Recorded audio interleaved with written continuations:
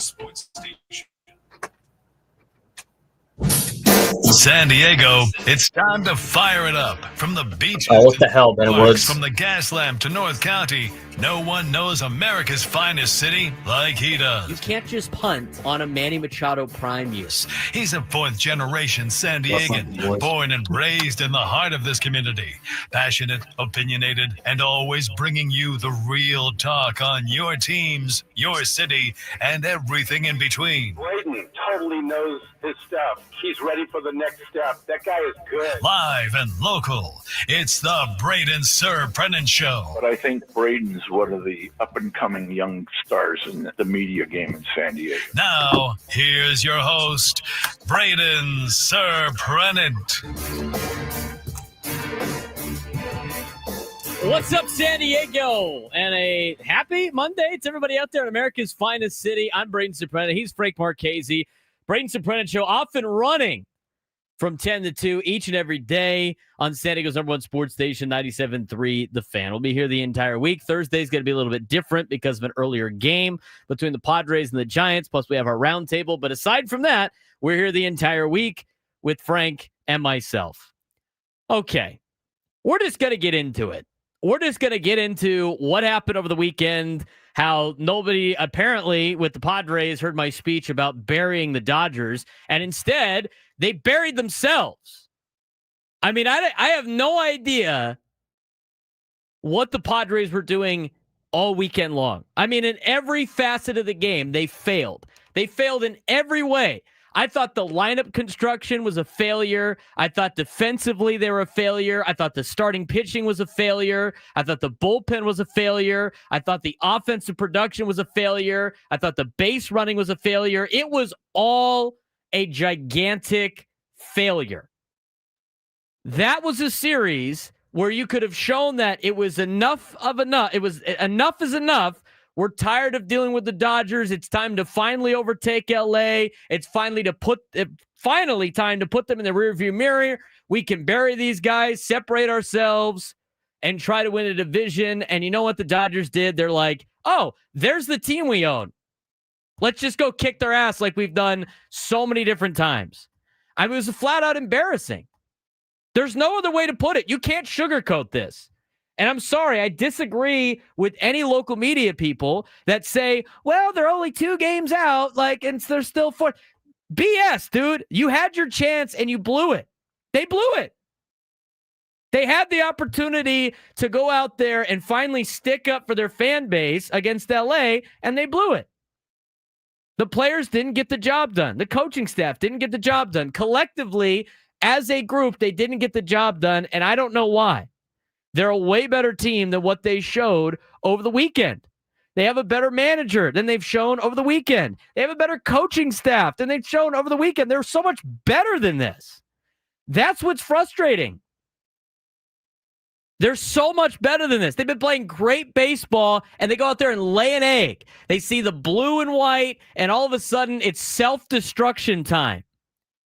The only bright spots of that team over the weekend were the ones that haven't been part of this rivalry, the ones that haven't been part of the Padres organization that could give a rat's ass about the Dodger blue. Those guys performed and kicked ass. Everybody else failed. There's no other way to put it. There's absolutely no other way to put it. And I'm telling you right now, and I don't want the fake positivity. Okay, we've done enough on this show, Frank and I, of defending the team when it's needed to defend. This weekend, you can't defend it. You cannot sugarcoat what happened over the weekend. You just absolutely cannot. Okay, for everybody that says, well, they're only 2.5 games back, it's really a half. It's 2.5 because the Dodgers win the season series. I said it going into the weekend. I said, if you want to beat LA and you want to win the division, you're going to have to take 2 out of 3 in Los Angeles. If you really want to do it, you're going to have to sweep them one time, either at home or in Los Angeles, to try to get the tiebreaker back. But you're already a half game behind. Even if you tie it up, you're going to lose the tiebreaker. And here's where it lays out. This is why I said this was an important series, and you couldn't just lay an egg. The Padres have an easy schedule moving forward. Yes, they do. But the Dodgers have the easiest schedule remaining out of any team in Major League Baseball. They got the Rockies this week. What do you think they're going to do against the Rockies? What do you think they're going to do? They have exercised all their demons, all of the problems, everything that was going majorly wrong for the Los Angeles Dodgers in the last month and a half has been erased by them getting hot against the Padres. The Padres did exactly what you couldn't do. The only thing you couldn't do was let them kick your ass all 3 games and get them hot and confident knowing like, oh, that's the threat? Oh, it's just the Padres. Of course they're not a threat. They've never been a threat. That's the message you sent. You're not a threat. You're a fake threat. That's what it is. It was a fake threat. Oh, look, the Padres have a game lead. You win one of the games. At least you're like tied in the standings. Oh, you're 2 games back now. 2.5 because you lost the season series. Flat out unacceptable performance for the Padres, especially with their fan base. Now, again, in the grand scheme of things, if you want to play the positivity card, they're only 2 games back. They get to play them again this weekend. Let's see them bounce back. You know, that's baseball, all that stuff. They did hit a patch where they played probably their worst baseball they have played in the last 2 months. I will say that. But they did some things that were different. They did some reckless things instead of aggressive. I don't know what they were doing on the base paths. I mean, they just kept banging their head against the wall, trying to steal on Will Smith on Saturday's game. That was being reckless, not aggressive. I don't know what they were doing in terms of the entire not reviewing the Manny Machado steal. I thought Manny was safe. And Mike Schilt in the post goes, well, I didn't get any information in time. I got to be better. I mean, what happened? You have to be better. If you want to win a World Series, you want to think about the division, if you want to make the playoffs, you want to win in the playoffs, you have to be collectively better across the board. From the coaching staff to the players to the replay. I mean, here's big stage, and the Padres couldn't handle the big stage. They couldn't handle it. And if anybody's upset about that, actions speak louder than words. I looked at the results. The results were not great. You kind of battled on Friday. Not really. Kind of battled on Friday. Not really. I mean, the top of your order got shut down. And here's the other thing. I saw, somebody complaining, about, the Padres top of the order didn't do anything. The Dodgers top of the order didn't do anything in that game either. I mean, that was strictly the bottom of the order that killed you against the Dodgers on Friday night. And you should have been able to make some things happen. I mean, the top of the order did not do their job. And then on Saturday was disgusting. I mean, that was a terrible performance. You run into multiple outs against the guy that can't find the zone ever. I mean, he was on your team. You understand he can't find the zone. He is a walk machine that loads up on pitches, and you gave him 3 free outs. And when it was happening, I was, okay, I don't mind being a little bit of aggressive here, but you got Tatis thrown out, you got Machado thrown out, then you got Bogarts thrown out. You out-hit him all weekend. That's the other thing. You out-hit him all weekend long. So you get to Saturday's game. I mean, Friday's game again. I mean, that's so far in the rearview mirror they just couldn't get any hits when it mattered. You get to Saturday's game, and Saturday's game was an ultimate debacle. I mean, you had guys that never make mistakes that made those mistakes. I mean, Jackson Merrill in the outfield, when have we ever seen that? Ever. I mean, when have we ever seen that? I mean, it's almost mind-boggling watching this team and what they turn into against Los Angeles since last postseason. I mean, it's head-scratching. We have a miscommunication in the outfield with Jackson Merrill and Fernando, and then last second it handcuffs Jackson for a base hit. Or really an error, but you know what I mean. I mean, unbelievable. Dylan Cease, back to the Dylan Cease that we've seen all year long. I mean, what are we doing? The Dodgers had 5 runs and got 1 stinking hit. 1 hit. 5 runs, 1 hit. That was it. Just 1 hit to get the 5 runs that they needed. And who did all the damage on Saturday? Michael Conforto. Michael Conforto couldn't hit water if he fell out of a boat this season. The guy's been awful. Looked pretty good against the Padres. You had walks, you had errors, you had the bottom of their order getting hits. I mean, Freeland looked like an all-star Gold Glove third baseman this weekend. I mean, you had everything that went wrong over the weekend. I mean, everything. You didn't catch a break. You didn't create any breaks for yourself. It was just flat out a terrible performance when you absolutely needed a good one.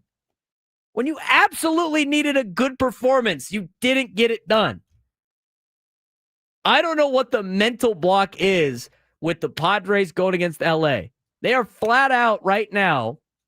They have been playing way better than LA. And I will say this. Again, there's nothing really too much to be positive about. You got your ass kicked by the Dodgers all weekend long. The only good thing about it is you get to play them again for 3 games this week, and you're hoping that you can match what LA does against the Rockies, because LA's got Colorado. They're going to destroy Colorado. So you better match what the Dodgers do against Colorado, or you're going to find yourself 3 or 4 games back against LA this weekend. And then you really need to sweep them. I mean, it was terrible. I mean, there's so many different ways you could go about it. Again, you go to the bullpen. I mean, Jeremiah Estrada continues to struggle against Los Angeles. Every time that you climbed back, like Friday night, gave up a bomb to Teoscar Hernandez. Teoscar Hernandez put it out of reach on Saturday night. And then again yesterday, you finally saw some spark out of the team. You finally got to see a little bit more out of the lineup. And you're like, too little, too late, first of all. But it's like, okay, they can flip this into a positive. They came all the way back. And I like the way they came back a little bit. That was nice. It would have been nice to do that the other 2 games. But that was nice. And then, what's going on with the Robert Suarez in the 8th inning thing? I mean, I don't get it. You say he's your closer. And so you put him, I guess you're putting him in against the top half of their order? Robert Suarez comes in the 8th instead of the 9th, serves up a bomb. He's got 2 pitches. Mookie Betts put it over the seats. Bang, deflating. Let's go home. Let's get out of here. I mean, there's no way to sugarcoat this. You needed that series if you wanted the division. And that's why it's so upsetting. Is this affecting them making the playoffs? No, they're going to make the playoffs. Okay, they're going to make the playoffs. But for a lot of fans that wanted to see the Padres win the division, they needed to at least win 1 game over the weekend. They failed to do so. So again, you can make excuses for the team as much as you want. You could say everything about like, well, they're 2 games back, everything like that. That's fine. But you have to understand the reality of the situation. That is the reality of the situation. You had an opportunity to finally throw a haymaker on the team that has absolutely dominated the division for the last 11 years. You had a chance to throw a haymaker, and you messed it up.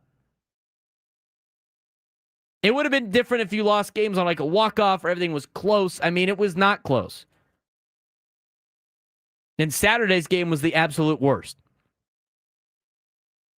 But I like the way that Ramon Laureano played. Ramon Laureano's a dog, dude. That guy is good.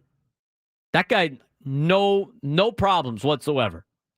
That guy came out and performed. Ryan O'Hearn, Gavin Sheets. I don't know why they didn't start in in the earlier games, but they both performed when they got called upon. Love to see that. But the Dodgers outplayed you all weekend long. You got to find a way to beat them. They're in the path. They're in your path. You had a chance to potentially get yourself in a spot to win a division. Instead, you have to find a way to overcome what that mental block is. Because it looks mental right now. I mean, look at some of the plays. They're uncharacteristic. They're uncharacteristic from top to bottom with the team. I don't know what happened this weekend. But I'm going to tell you right now, that's not the Padres baseball that we've seen the last month. It's just not. And that's not to say they can't go back to that, but you got to flip it real quick against San Francisco. And we'll talk more about that. 833-288-0973, 833-288-0973. Fired up on a Monday. Padres need to play better. They need to play. They needed to have a better performance than that. What do you think? We'll talk about it when we return on the Braden Surprenant Show. Standing as number one sports station, 97.3 The Fan.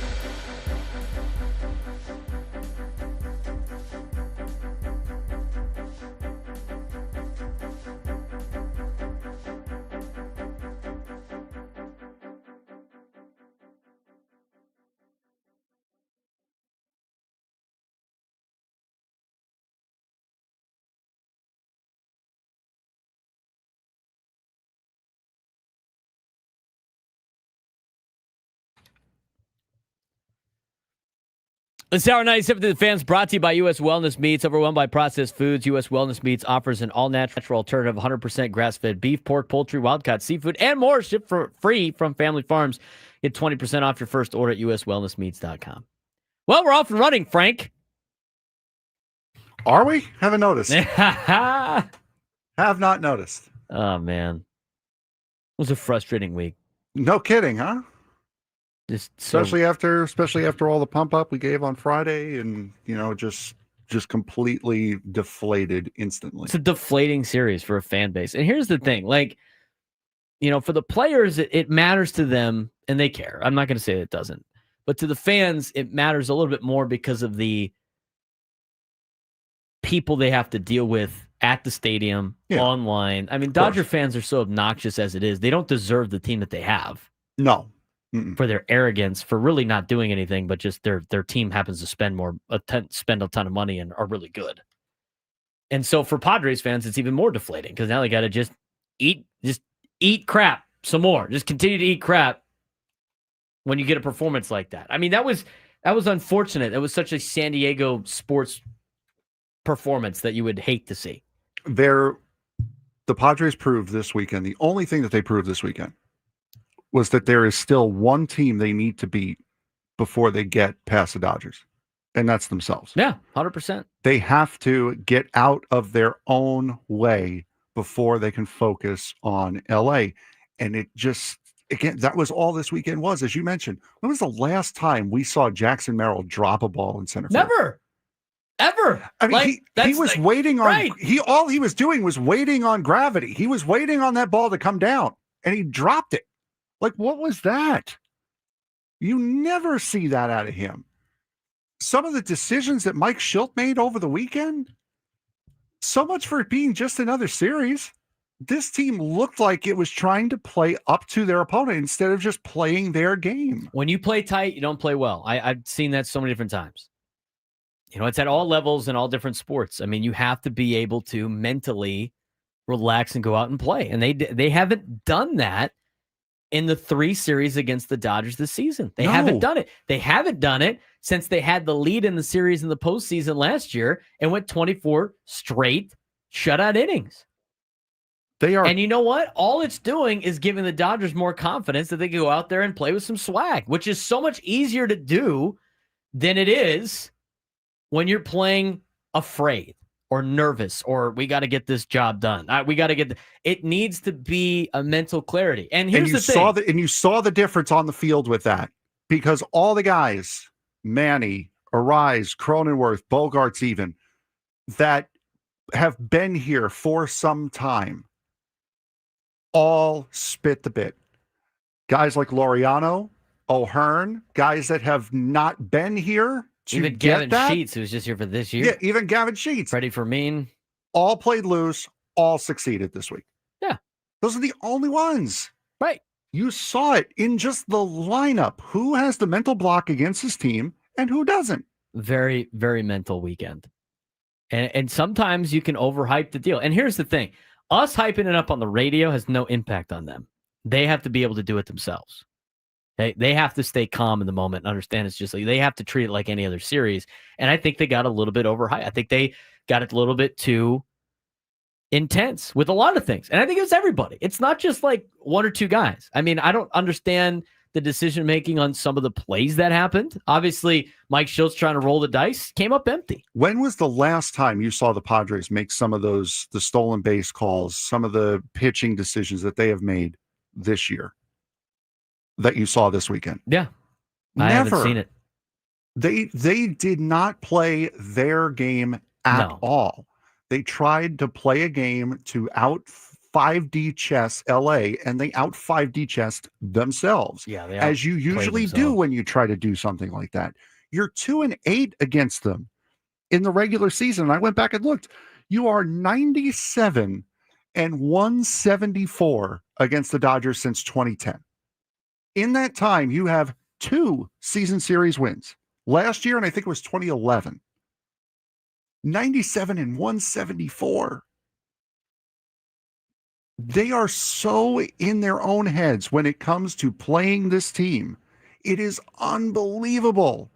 that you just start playing a completely different brand of baseball. And all you have at the end of that game is Mike Shildt in the postgame presser saying, well, series didn't go the way we wanted it to. Tonight's game didn't go the way we wanted to.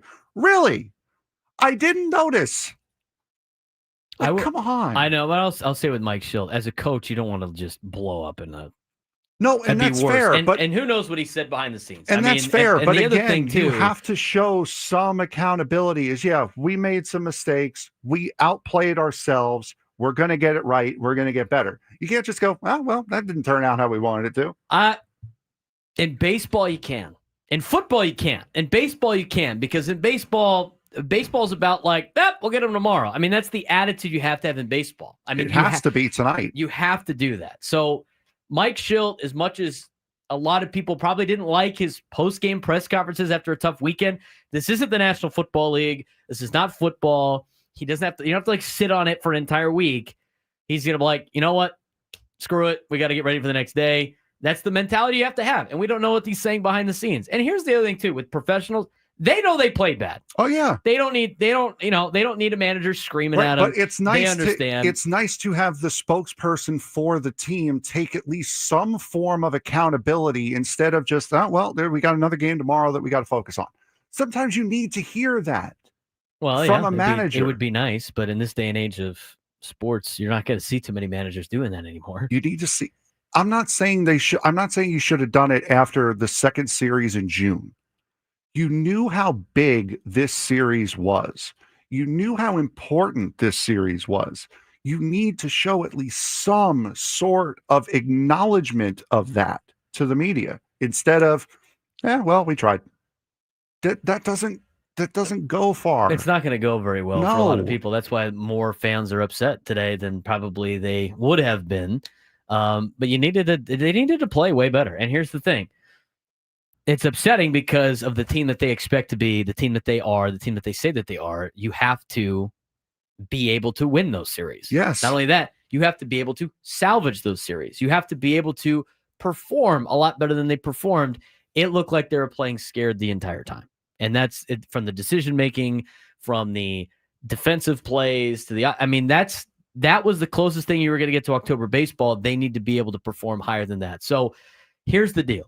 As frustrating as it is, and it's very frustrating, it's unacceptable, they have to use this as a learning experience and flip it very quickly against San Francisco.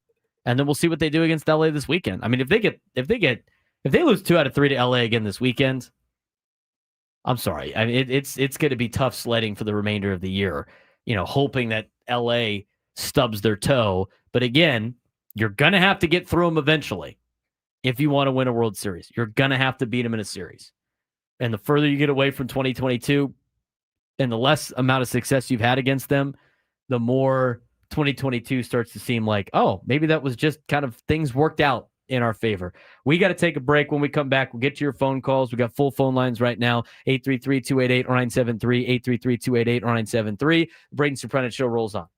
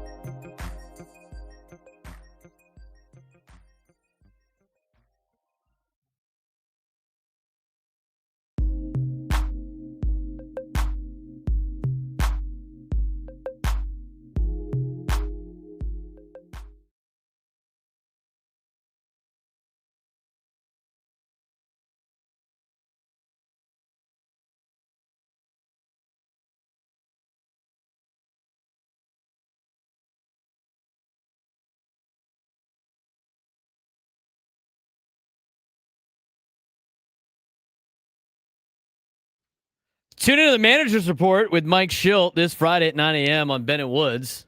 Oh, that should be fun. Manager's Report is refreshed by EcoWater SoCal.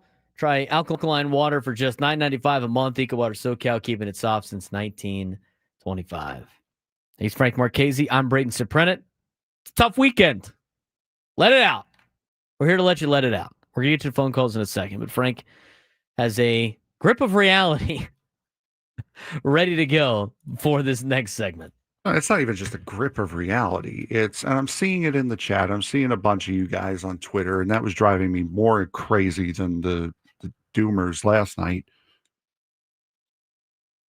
Yes, the reality is you're still 2 games out of the division. Reality is you're still 3 games above the cut line in the playoffs. That doesn't change. You are still in control of your own destiny in the playoffs. However, that does not mean that you cannot hold this team accountable for what was just an unmitigated disaster that was this weekend. It was a disaster of a weekend. And that was the first 2 segments here, was holding this team accountable. Something that so many of you listening and reacting on social media say that we don't do often enough. And then when we do it, we're labeled as doomers. No. This is holding the team accountable for going into Los Angeles in the biggest series of the season and just completely rolling over to a team that was coming in on the back foot, to a team that that was ripe for the picking, and you didn't do it. That's all the first two segments were. It's not dooming. It's looking at reality. Just because you still sit second in the division, 2 games out, you're still within striking distance. Just because you still sit 3 games inside the wild card does not mean that negates everything that happened this weekend. Period. It doesn't. No, they're still well within a playoff spot, as mentioned before. I mean, this is reality, right? The reality is the dream of the division is getting a little bit more, and I should say a lot more difficult, because now you have to rely on the Dodgers who are now hot, get beat by the Rockies, which is not going to happen. I mean, the Rockies can't even win 30-something games. I mean, they're 35-89. And the Dodgers get the Rockies all week in Colorado. Is it in Colorado? It might be in Colorado. Let me see here. I have it on the sheet. Does it really matter? Yeah, it's in Colorado. It is in Colorado. So they got Colorado, and then they got the Pods, and then they got the Reds, who knows? But they got them at home. Arizona. Then they got Pittsburgh, who stinks. Baltimore stinks. Rockies stink. Giants already quit on the season. Philadelphia for 3. Giants stink. Diamondbacks, Mariners. That's it. I mean, it's not like they're the Reds that have to play this daunting schedule. They're playing the easiest schedule remaining. So it was very important for the Padres to do some damage against LA to help their own cause. So from the perspective of trying to win the division, the reality is that ship is right about ready to leave harbor. Okay, that ship is almost sailed, even though you're 2 games back. Remember, being 2 games back, it's really 2.5. You have to win 3 more series than the Dodgers do going through the rest of the year. So it makes the margin of error that much slimmer. The other thing, again, despite all of that, there's still going to be a playoff team, still in second place at 2 games back. They're still 3 games above the cut line of the wild card. Even though it was a frustrating weekend, as Frank has mentioned, it's not like the season ended today. The season's not over. I mean, there's still a lot to play for, but now it goes from, can the Padres outdo the Dodgers and win the division, to you got to find a way to beat them in 5 games in a playoff series, which is what the goal was at the beginning of the season. Find a way to beat them in 5 games. Unfortunately, right now, you haven't had a lot of success doing that. So we'll see. Rockies have won 5 of the last 6. Maybe they're hot.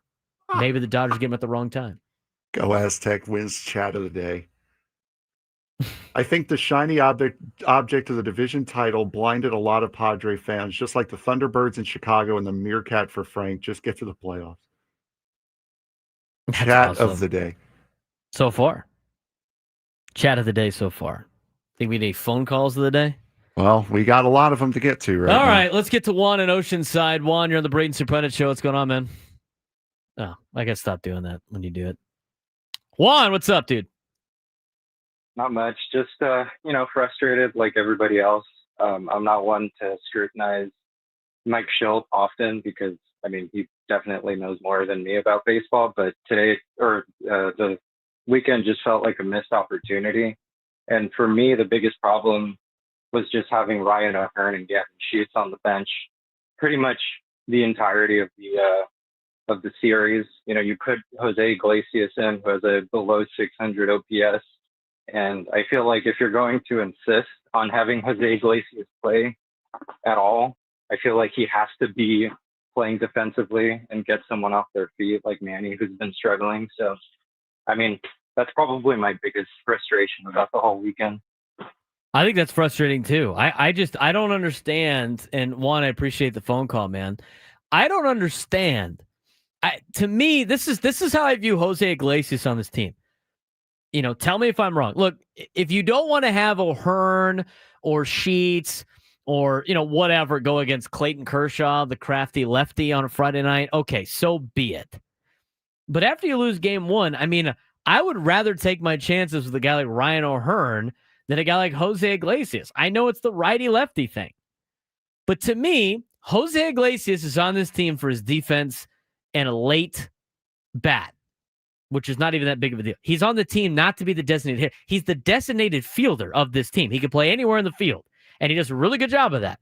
I don't understand trading for Ryan O'Hearn when you have Gavin Sheets as well to have neither of them be a DH on certain days. I don't get it. It doesn't make any sense to me. I don't understand why Jose Iglesias was a DH twice.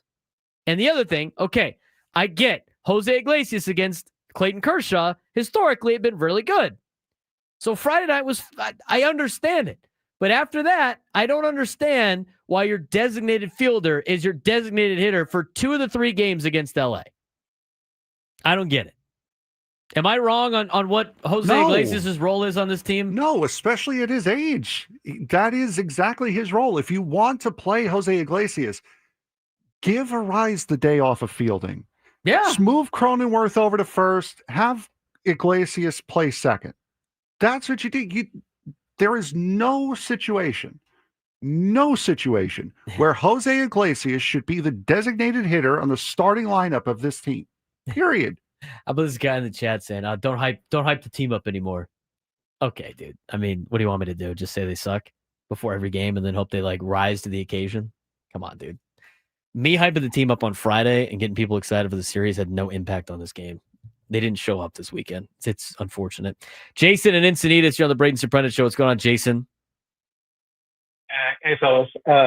Just wanted to, talk. Obviously, the weekend was just a hot mess. And, this was really their chance to make a statement, to say that they belong at the table with the big boys and not at the kiddo table, eating corn dogs while the adults are eating a steak. And they just blew it. And, I don't know what it is with this team. As a fan, it drives you nuts. They cannot hit with runners in scoring position. They might as well start sending people up there and have Manny bat left-handed and send Jackson if they're right-handed. They probably have, similar results. And, and finally, I'll just finish with, Dylan Cease. I was happy that they didn't trade him, but what a disaster performance that was. This guy's got great stuff. He obviously doesn't trust his stuff. He's trying to paint the edge with every pitch. And it was just painful to watch him on Saturday. I had to turn it off. It was just so painful. He looked like a guy that was just completely lost out there. And it was totally in his head. He was taking off his cap, running his hand through his hair every pitch. It was just painful to watch. So I just want to get your take on. Yeah, Jason, it was painful to watch. That performance. And here's what's frustrating. At least let the Dodgers put the ball in play and beat you with their slug. You can't stop a walk. You just made it so easy for him the entire time. You physically cannot stop a walk. There's no defensive plays. You can't stop a walk. You don't even give their team a chance. You can't stop a walk. You got to let the Dodgers get themselves out, or at least give your defense an opportunity to make a play. And Dylan Cease didn't do that over the weekend. You wonder why you couldn't trade Dylan Cease? This is why you couldn't trade Dylan Cease. Because of performances like Saturday night. Yeah. 3 1/3, 85 pitches, 1 hit. Good for you. 6 walks. Against a guy. 6 walks is just. Against a guy who famously almost lost the Cy Young Award because he walked the entire planet. This is exactly why you could not trade Dylan Cease. I don't want him anywhere near a postseason series right now. I don't either. I will gladly take Randy Vasquez right now over Dylan Cease in the postseason. How about this guy in the comments saying that we're finding loophole stats to loophole stats to talk about how great the team did this weekend? Brother, have you been listening to our show? Have you heard a single word we've said? Probably not. People are crazy. 833-288-0973. 833-288-0973. Victor in Oceanside. You're on the Braden Surprenant Show. What's going on, Victor? Hey, what's up, Braden? Damn, and not gonna lie, man, definitely feels like a Monday today. Yeah. horrible weekend. And I mean, it's funny because I was talking to my coworker on Friday before the series even started. I was like, "Hey, man, well, I'll let you know where I go watch the sweep." And I just never figured it was going to be the Padres who got swept. And I mean, he's a Dodger fan, so he's pretty stoked. And like I told you last week, man, I wasn't concerned about the Dodgers, wasn't worried about the Dodgers at all. I was worried about the Padres because of situations like this. And I mean, it definitely started with Michael King, having him go back to the IL kind of maybe shifted the momentum a little bit. But, before I let you go, I'm going to let you know why I feel like, at least personally, Saturday was a really bad day. I ended up going to TJ to watch the Tijuana Toros play in the playoffs. Very similar situation to the Padres. They got 7 runs scored against them in the first inning with 3 home runs.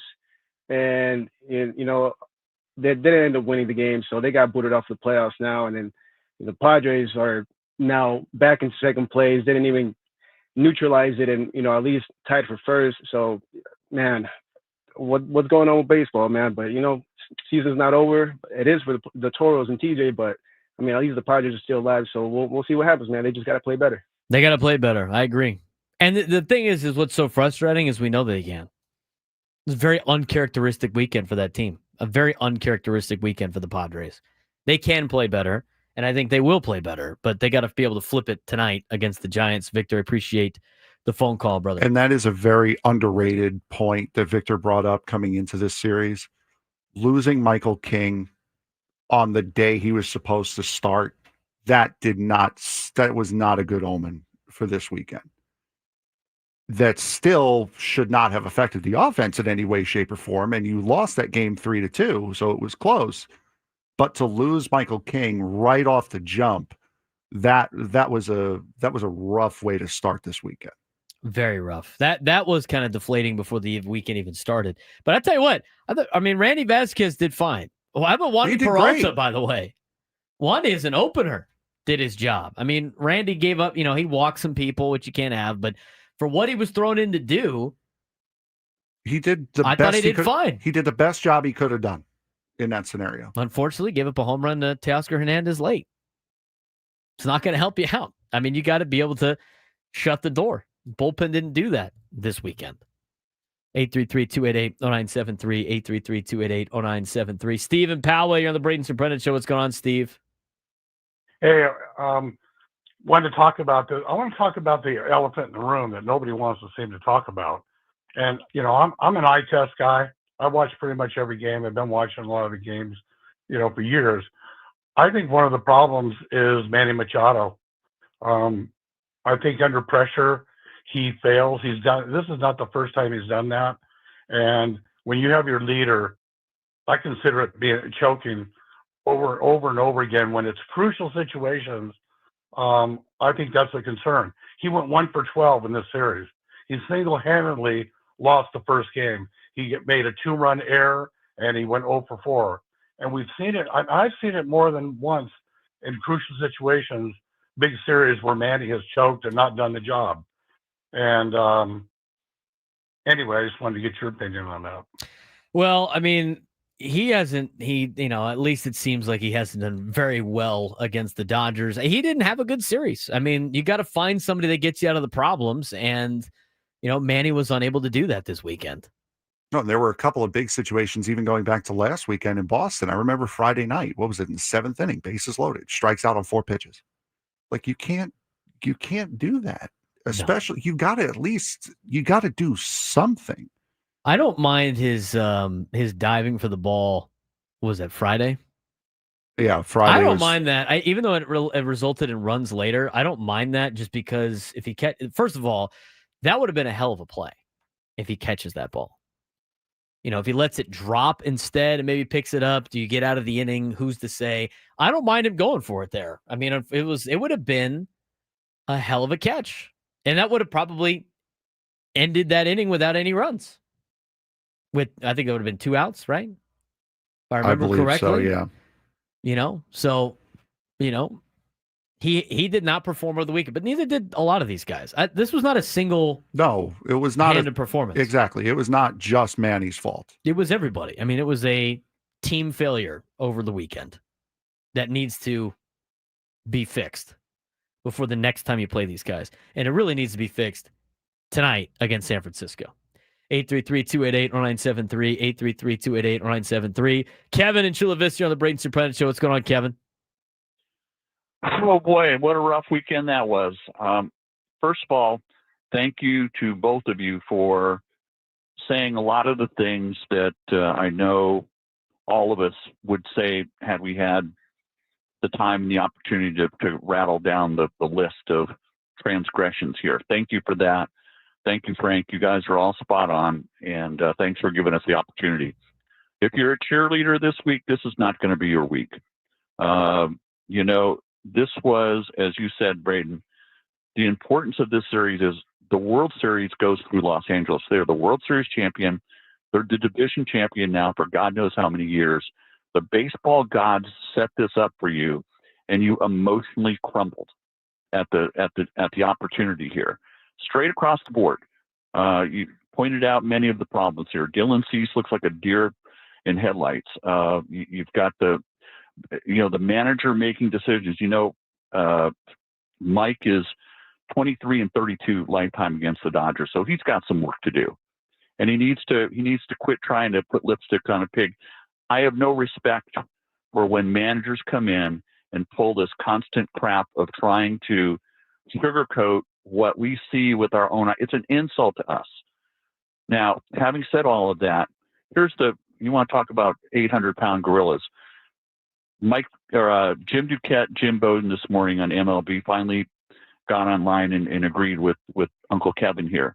They've got a starting pitching problem. You've got one starter with a winning record. The other three guys that are out there now, you don't know what you're going to get, when you're going to get it, and if they're going to even keep themselves healthy enough to get it.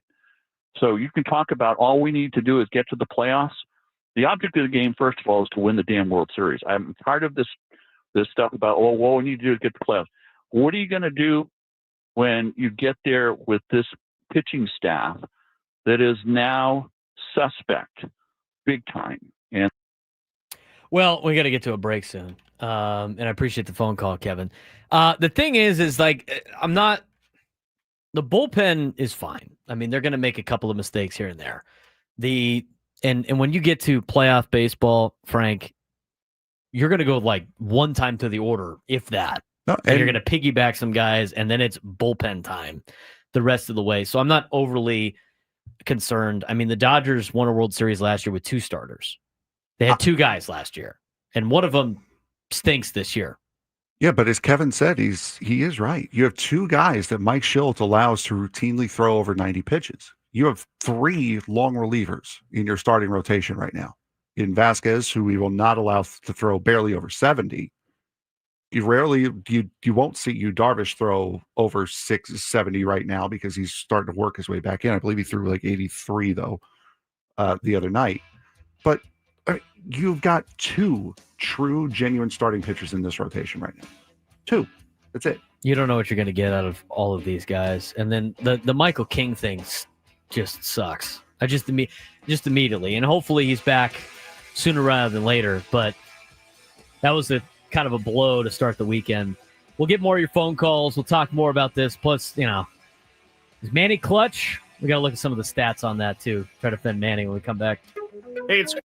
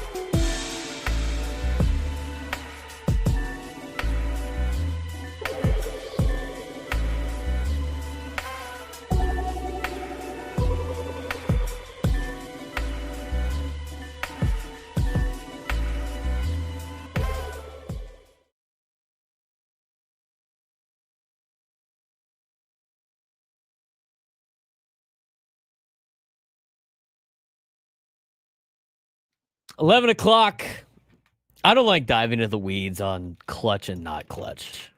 I really don't. I mean, like, define clutch.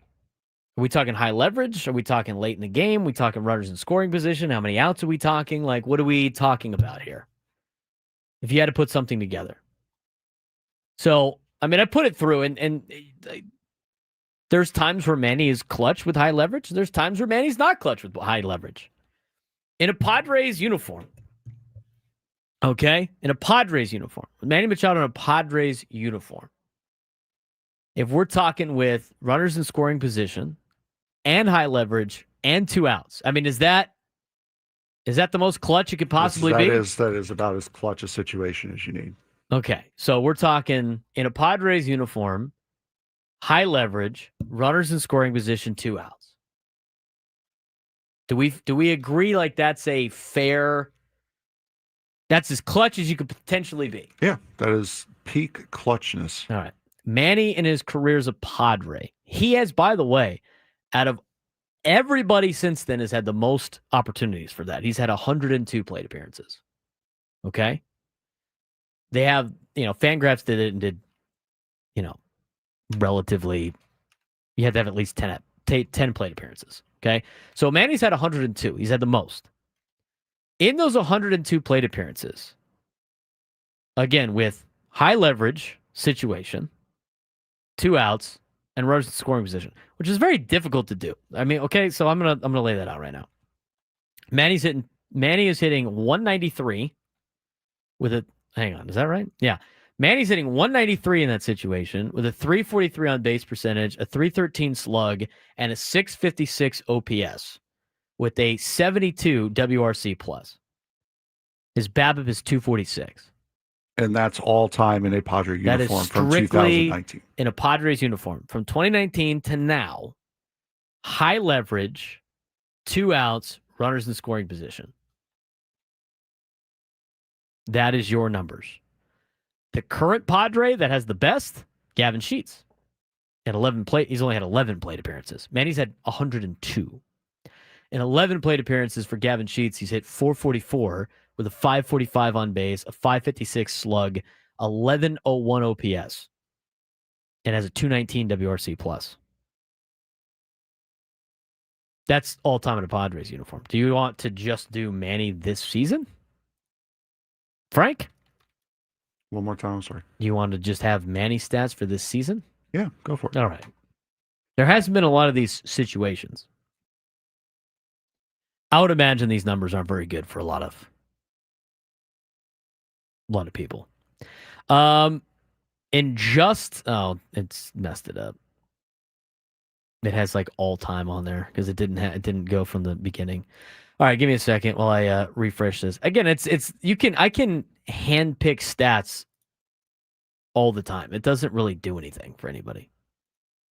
Right? Just handpicking some of this stuff. All right, this season, with a minimum of at least 10 plate appearances, high leverage, runners in scoring position, 2 outs.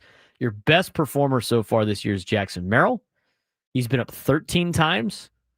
He's got a 444 average with 1171 OPS, 243 WRC plus. Fernando Tatis Jr. has had it 13 times. He's hitting 333 with a 1359 OPS with a 239 WRC plus.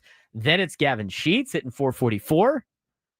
with an 1101 OPS and a 219 WRC plus. Then it's Luis Arraez with 22 plate appearances in the spot, 316 average, 778 OPS. Jose Iglesias is better. And then it's Manny Machado. Manny's had 20 plate appearances this year in high leverage with runners in scoring position and 2 outs. And he's batting 250 with a 250 on base, a 400 slug, a 650 OPS, and a 78 WRC plus. I mean, so for people that have recency bias, right? It would seem like he would not be clutch in those situations. Correct? Yeah, I'd say that's fair. Now, you eliminate the 2 outs. You eliminate the 2 outs, and it's just any time this season. It's actually worse for Manny. So this season, he's actually the worst performer in high leverage with runners in scoring position this season for the Padres. You want to hear these numbers? I would love to. Okay, so this season, high leverage runners in scoring position for the Padres. This would be clutch, correct? Yes. Are we missing something here? Again, I'm just presenting the data. You can do what you want. And again, this is 2 people were arguing about this online. I don't really care. Okay? Manny's on this team for a long time. Manny's not the problem of this team. He's not. He didn't play very well this weekend. But he has had the second most plate appearances. I mean, Xander has been terrible in this situation, correct? Yeah. He's been terrible. Everybody talks about how terrible Xander's been in this situation. And he has. Xander has had 52 plate appearances, high leverage runners in scoring position. He's hitting a $150 with a 577 OPS, a 68 WRC plus. That is Xander Bogaerts this year. He has a higher WRC plus than Manny. Manny Machado in 47 plate appearances in high leverage with runners in scoring position just in 2025. You ready for this, Frank? Go for it. Manny is hitting a $154 with a 213 on base, a 256 slug, a 469 OPS, a 200 batting average on balls in play, and his WRC plus is 21. Again, take that for what it's worth. Manny is not the reason they lost this weekend. Collectively as a team, they were terrible. He needed to play better just like everybody else. But this whole clutch thing, this is why, and this is just this year, this is why we had people call in and say Manny's not clutch. Those are hard situations. Who's your best player? Luis Arraez, surprisingly enough. So far this year, Arraez in high leverage situations with runners in scoring position, doesn't matter how many outs. 361 batting average with an 831 OPS. He's got a 144 WRC plus. Maybe we should move Arraez to clean up. Tatis, your second best player. And he's hitting 222, but his WRC plus is 139. 517 on base percentage, 333 slug, 851 OPS. He probably just because he walks a lot.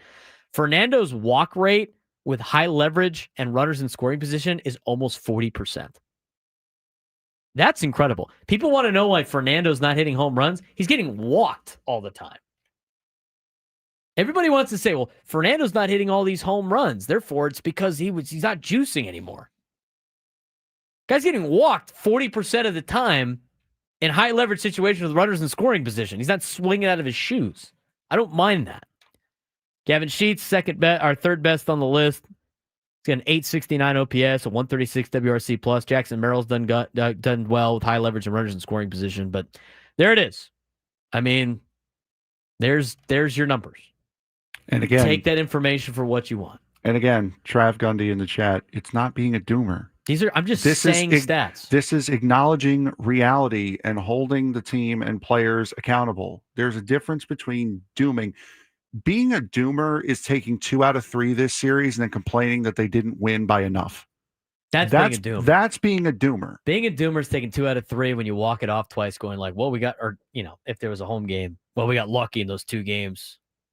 We're lucky to win 2 out of 3. That's being a doomer. This is just acknowledging reality. Is all this is. Yeah, I'm done with the steroid thing with Tatis. It's such a tired argument. But that's how it is this season. Now, in terms of like overall, again with Manny Machado, like he hasn't been. This doesn't need to be a knock on Manny, okay? But if you want to look at 2019 through 2025, high leverage runners in scoring position, don't worry about the outs. Manny's getting a little bit better. Machado is there. He is.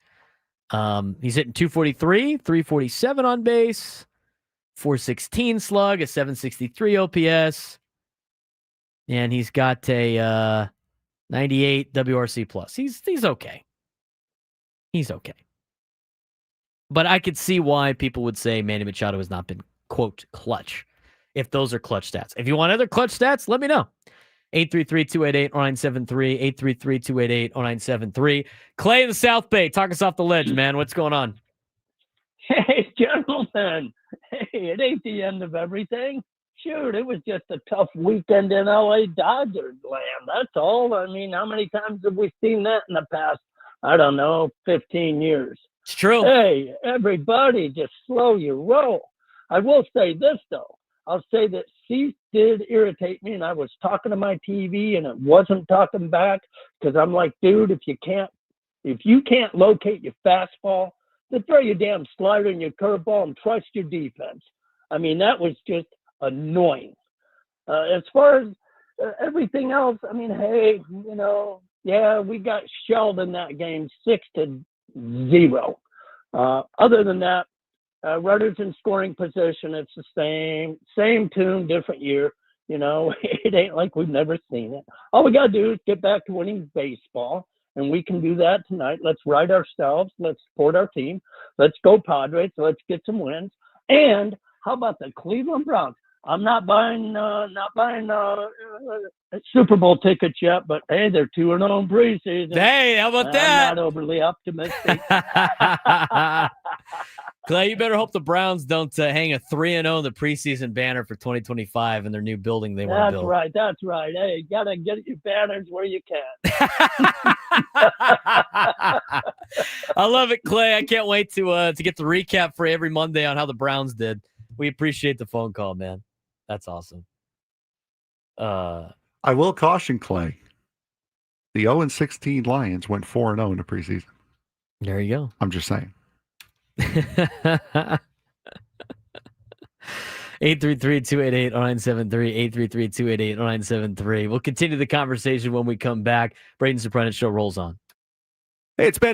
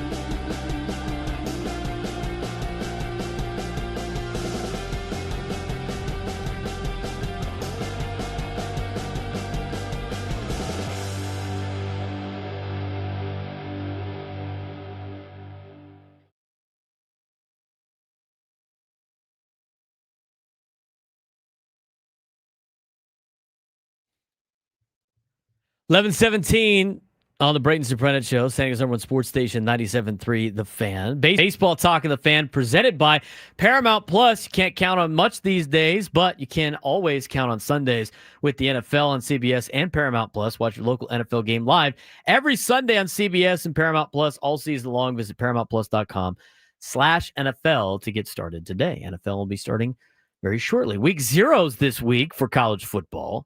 High school football starts playing real games this week as well.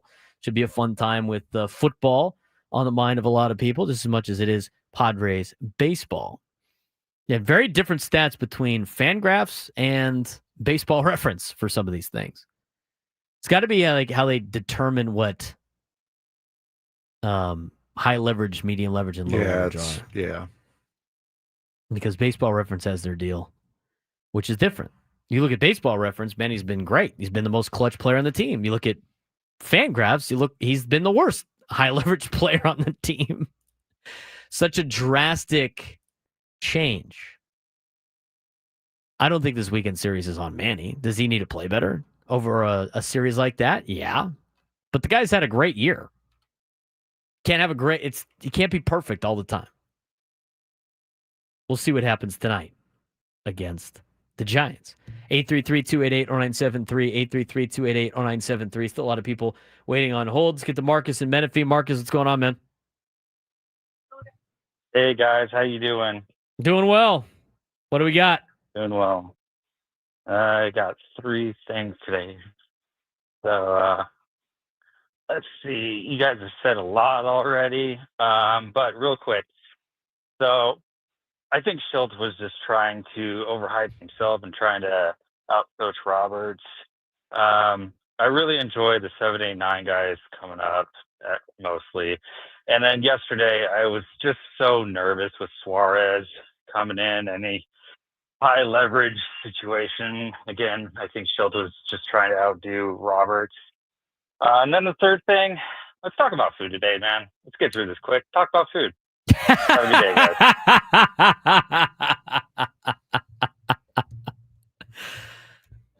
That's hilarious. Poor Marcus, dude. Marcus is one of our very positive Padres fans. He's up in Menifee. That's got to be a lot of Dodger fans up there. It had to have been a rough weekend for Marcus. Got about another 40 minutes before we get to the midday. The fun and food. The fun and food. Did I have anything fun food-wise this weekend? I don't. Oh, well. Don't say it now. Wait for 40 minutes. I had a bunch of, for some reason, Arby's Instagram things pop up. And so I sent that to my family's Instagram group chat because my dad loves Arby's. And we suckered him into getting Arby's on Friday. There you go. That was that. I'm trying to think what I did. Friday was cool. I went to Pitchers to watch the game. Ran into a lot of Padre fans that were at Islands. We're running to watch Gwen and Chris. We're running our lunchtime hour gimmick dry here. I didn't say anything about what I ate there. That's what I did this weekend. I watched the game there. That didn't work. Watched the game at my house on Saturday and had wings and things, and that didn't help either. And then yesterday also watched it home and worked on football and ate Jersey Mike's. It did not. I tried everything I could. It just none of them worked. So we'll try our best next time. We'll get to some food stuff later if we want. Food cheers people up. Go Aztecs says. I want to know at what point during the games did Go Aztecs on Twitch decide to just fire up NCAA 26, create a Dodgers team and blow them out by 100 points. Sometimes that works. Sometimes it works. Anyway, 833-288-0973, 833-288-0973. Ryan in San Diego, you're on the Braden Surprenant Show. What's going on, Ryan? What's going on, guys? How we doing on this amazing Monday? Oh, it's so much fun, Ryan. We're having so much fun on this Monday. A little bit different than Friday, huh? Yeah. No, I think you guys have hit a lot of the stuff. And if you just bear with me, I think you guys hit on a key point, and Frank touched on it as well. And it encapsulates, I think, one of the larger, more broad issues that we're dealing with, which is the overall mentality and approach about how we deal with this team and what our expectations are. Because after the trade deadline, most people agreed that we had a really good chance to make some noise in the postseason, just like last season. Frank touched on it about accountability. You obviously opened the show holding everyone accountable, and then you guys, like you say, get labeled as doomers. There's absolutely nothing wrong with simply asking questions and holding people accountable. And if we want to be competing with the larger markets, we hate being called the little brother down south, whether that's LA or the East Coast teams. The accountability needs to increase like it is in those other markets. Somebody needs to pull Mike Schilt aside or ask him in the post-game scrum, hey, Mike, we traded for Ryan O'Hearn. We have Gavin Sheets. Luis Ariz has the 10th or 11th lowest OPS plus overall on the team, and he has really bad numbers against lefties this year. Is there a particular reason why he continues to bat second or play against lefties and the other guys don't? Is there a particular reason why Jose Iglesias plays over Ryan O'Hearn or Gavin Sheets? The issues and the frustration from all of us, including I'm sure you guys, is that we feel the struggles and the downfalls and the shortcomings of this team are almost chosen and self-inflicted because we choose to put Jose Iglesias in the lineup, who's not the worst player ever, but we all know he's a platoon late inning defense guy. He should not be starting in the lineup for a team that wants to win a World Series against Clayton Kershaw. And the self-inflicted stuff, why are we bunting with Freddie Fermin on Friday night with 2 guys on and no outs? Freddie Fermin's got one of the 4 hits in the entire game, and we're down by 2. Somebody needs to ask these questions, right? You guys have done a great job today, but I'm talking in the more broad sense. The goal is not to be in first place for a day in August. The goal is to win consistently, beat good teams, improve our record against teams above 500, and like we all know, it's to win the World Series. It's not to have fun. The fun is there when we win. Like the Moneyball quote, right? When Billy Beane comes in as they dance in the locker room after a losing streak, he asks them if losing's fun. No, right? Winning is fun. The standard needs to raise and the accountability needs to go up. You guys have done a great job of that today, but LA is the standard. And then we go in there and we see what happens, right? It's all self-inflicted, and we'll see if we can improve. Got to start tonight with Robbie Ray, a lefty on the mound. Yeah, We'll got to see what find the a lineup way is. to beat a lefty. Ryan, it was a really good phone call. Really appreciate it. I think everything Ryan said, too, by the way, is not an insulting question to ask Mike Schilt. And sometimes it comes across like he's being insulted, but the reality is it's like, just explain the logic. I'm not saying it was, fans might think it's bad, but I think a lot of people want to ask the question, why is Luis Ariz continually batting second? Now, they could give you as much as they want without, trying to give away secrets. I'll give them the benefit of the doubt on that. But the questions this weekend I asked the entire time with the lineup construction, why isn't O'Hearn playing? Why isn't Sheets playing? One or the other. I mean, both of them being on the bench is ridiculous. That is your pop. I mean, you talk about a team that doesn't have slug. That's your slug. And they're just sitting there on the bench. Ryan O'Hearn is an American League All-Star.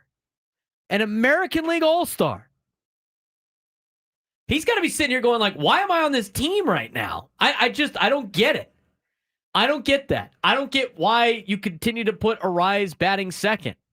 I mean, Jackson Merrill wasn't that great this weekend either. I think Jackson Merrill has been the most unlucky player in a sophomore year I've ever seen. He is so unlucky. But even then, why not have him bat second?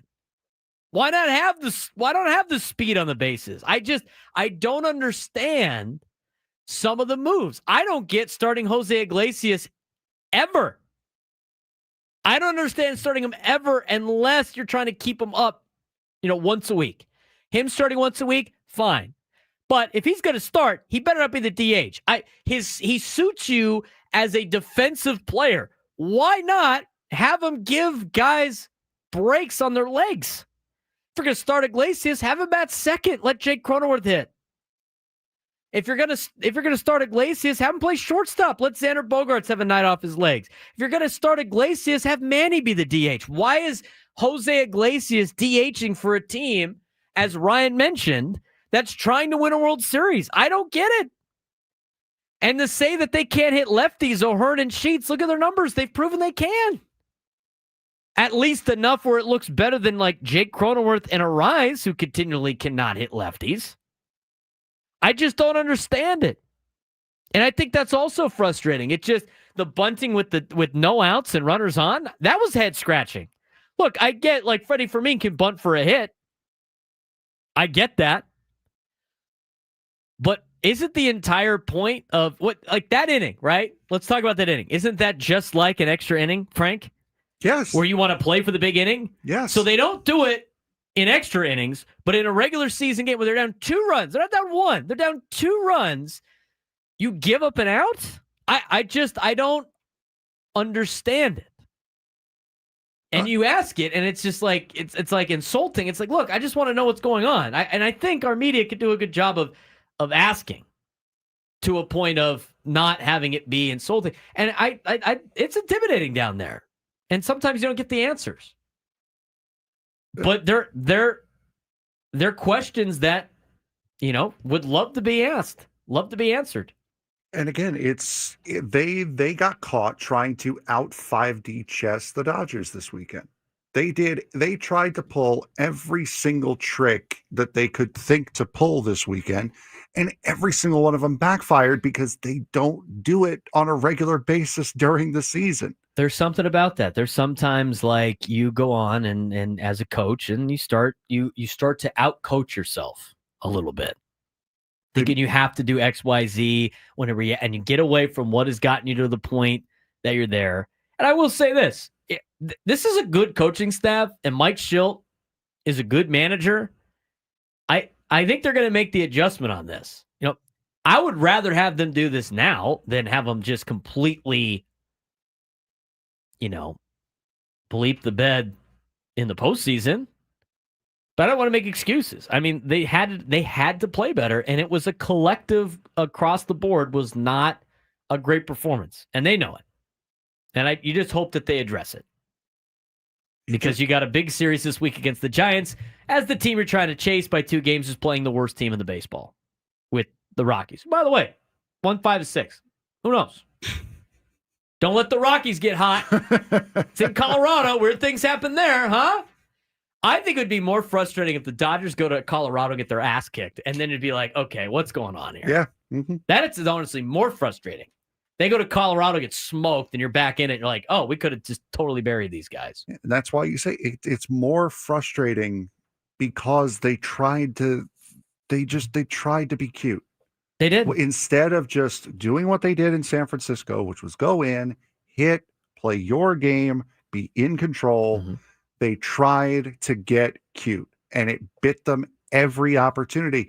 And not one person, whether it be a player, whether it be a coach, whether it be somebody in the front office that was there watching the game, a scout that was there watching the game, said, maybe we should stop doing this and like kind of go back to what we've been doing that's been giving us success.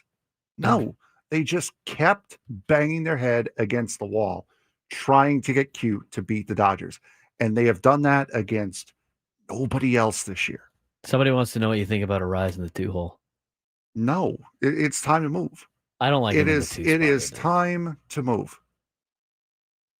He wasn't that bad on Saturday and Sunday. The logic behind Arise being in the 2-hole relies on Fernando getting on base to drive him in.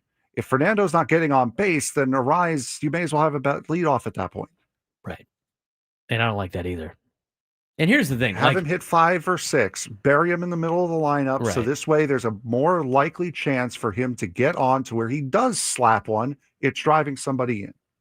My thing with the lineup, I think there's the only real big head scratcher was why isn't Ryan O'Hearn / Sheets in for Iglesias?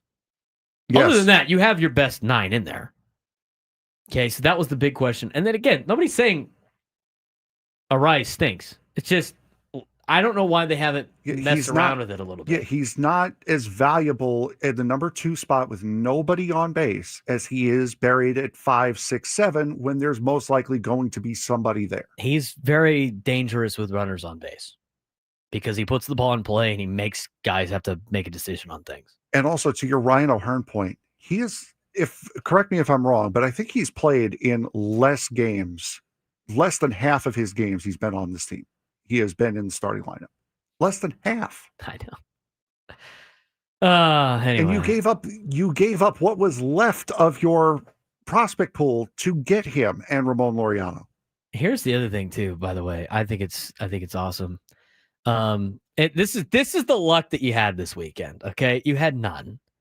And the team that had zero luck going into this series got all of it. But you went with, here's the deal. Because Prolific brought it up. Every time Tatis wants to run, Arise puts the ball in play. Arise actually took a pitch on Saturday when Fernando tried to steal second. He got thrown out. Like the one time he doesn't swing is the time he gets thrown out. I'm telling you, they had, as much as they didn't play very well, they got no breaks either. I mean, absolutely no breaks. I mean, in every other at bat, he's doing the statue take on the first pitch. It's like, come on, can we stop getting into a predictable routine here, please? It's every other at bat. He's statue taking the first pitch. I want everybody to know that Frank and I don't think the season's over. I just want everybody to know that. No, again, this is called holding the team accountable. The weekend sucked. It's still a good baseball team. I still think they could probably figure it out against LA.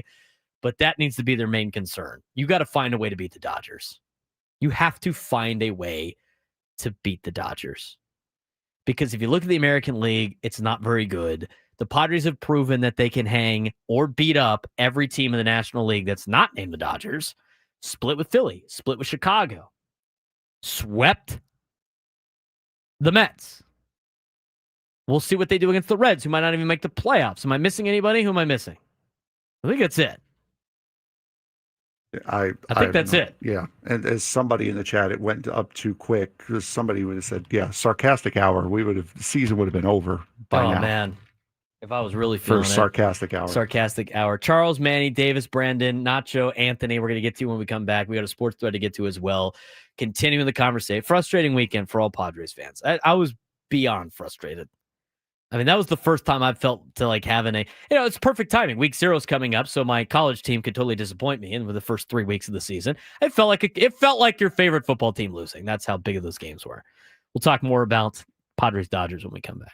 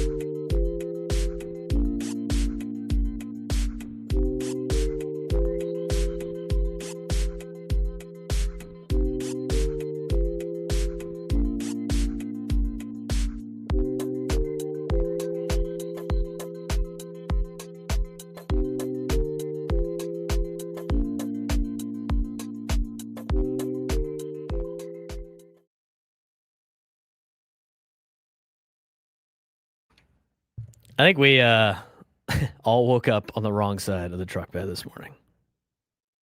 Would you disagree with that, Frank? It's been a bad case of the Mondays ever since Friday. Oh, my God. The Mondays, huh? I got up this morning. I get to work out. I get to blow off some steam. It was great. Came in fired up.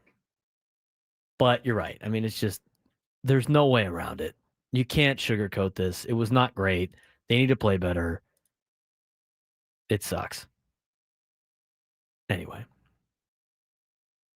let's go back to what we were talking about. Padres, Dodgers. We're going to get a couple more of your phone calls. We'll get into the sports thread, maybe to take our minds off of the weekend that we have had. And then we got to start in the next 2 hours. Go Aztec said, talk about food. Food makes people happy. And we'll talk about the Giants series.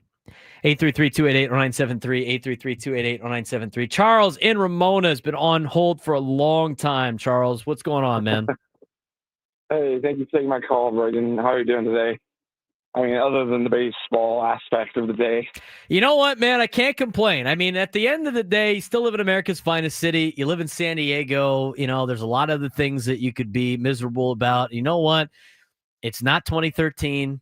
Padres are 2 games out of first place. They're well within a playoff spot. There's a lot of things to be positive about, but you still got to hold the team accountable. The weekend was not very great. I totally agree. And you know what? I mean, this weekend was a test, but I think this week is now the even bigger test to see how this team responds to such a collapse, to see if they, learn from their mistakes, and especially next weekend. And I think it's long overdue for a rise to be moved out of the 2 spot and put in the 4 spot or somewhere else. Partly because of Tatis's failures. And I wanted to talk about Saturday's game. I know that score didn't look close at all, but I firmly believe in those first 2 innings, if one, we challenged the Manny call, and the two other times we got caught, that game would have had a totally different outlook. Because we had Snell on the ropes. We were hitting him well. I think we had 3 hits in the first inning, and that could have been more, but we got thrown out. And I really think that was just we tried to be clever, like we had to do something different, and we had to rise to the occasion to beat the Dodgers, when in reality this team is good enough to beat the Dodgers as is. And they should have been playing loose and free, like you guys said. The only ones that did were the ones that didn't have as much in the new guys that don't have as much in the rivalry yet. Yeah, that can change.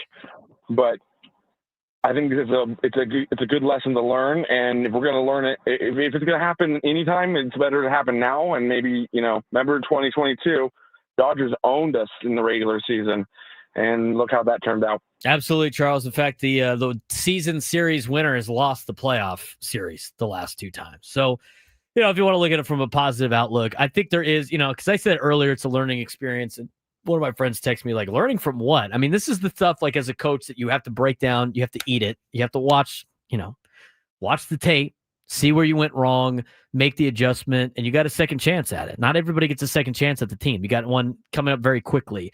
So we'll see what the Padres do against the Giants for taking on the Los Angeles Dodgers. Appreciate the phone call. Charles, you want to get to the sports thread, Frank? Sure, let's do that. All right, let's take a quick break from Padres Dodgers. We'll get to the sports thread and back to your phone calls. You know that group chat? The one that's always blowing up with the biggest sports takes, debates, and breaking news? You got barbecue back there, and you didn't invite me? Yeah, we've got that too. Welcome to the Sports Thread, where we break down the top 5 stories in sports, just like you would with your crew. Oh, no! Disaster! What a bad idea! No filters, no silence, just real talk. All right, Frank, what do we got that's not depressing? Well, we got fights breaking out last night in minor league baseball. Wow. Mariners outfielder Victor Robles ejected from Sunday's rehab game for AAA Tacoma after throwing his bat at the pitcher. I'm sorry. who nearly hit him with a pitch. So he almost gets hit by a pitch, and he's on a rehab assignment, and he's thought, I'm going to throw my bat at this guy? Robles took offense to the first pitch he saw in the third inning, his second at bat of the game, from Vegas righty Joey Estes. Robles swung at Estes' up and in offering, but was nearly clipped on the right shoulder by the pitch. He was replaced by outfielder. Who cares? The guy who replaced him struck out. There you go. Okay. The Seattle outfielder rehabbing a dislocated left shoulder he suffered in April initially dropped his bat, but picked it up and did a full-on lawn dart throw at Estes' direction near home plate. Like a javelin? Yeah, he just like he hucked it out. Tomahawked it. Yeah. He's like, he started a boomerang, but the bat wasn't going to come back. Exactly right. That is insanity. He was instantly ejected. Robles gestured towards Estes and began heading to the mound where McCarthy and Rainier's teammates held the outfielder back. How long? Not the question is, it's not a question of how much of a suspension he's going to get.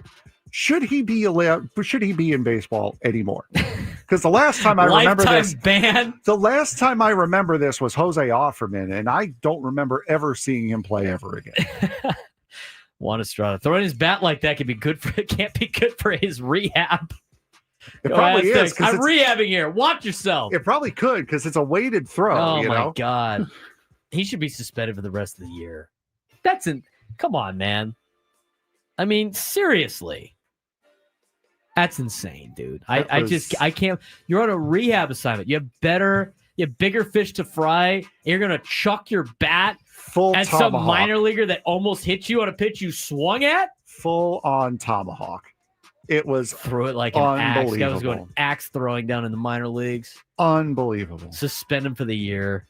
That's insane, dude. And probably some next year as well, if we're being honest here. Mariners are like, well, I guess we're not getting him back. Yeah, well, that was fun while it lasted. Don't be surprised if he gets DFA'd.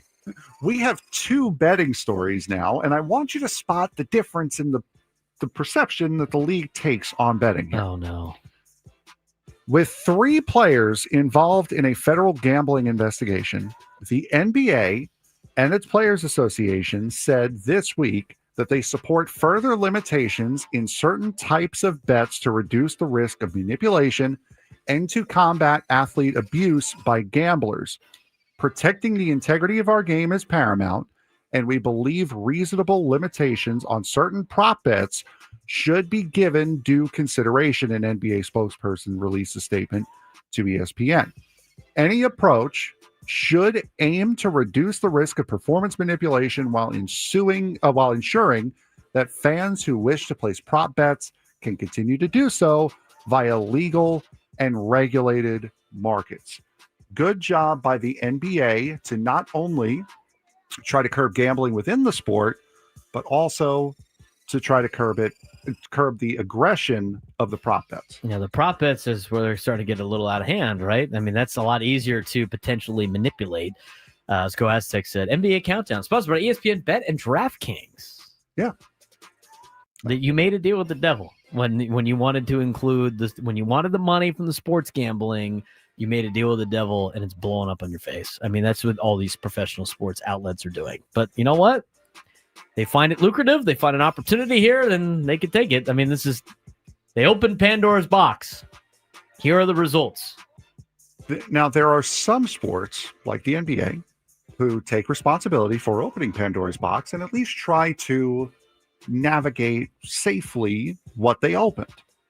Number 3. Then there's the NFL. Okay. The 2025 season kicks off with a loaded Week 1 schedule featuring marquee matchups and an exciting new DraftKings promo for football fans.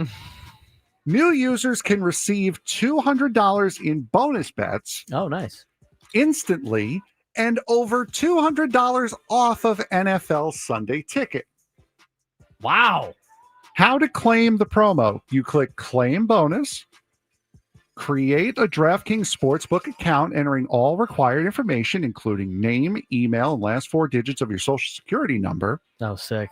Well, you gotta pay Agree taxes. to the terms and conditions. Okay. Make an initial deposit. Is this a liner you're getting paid for? What's No, going on here? no.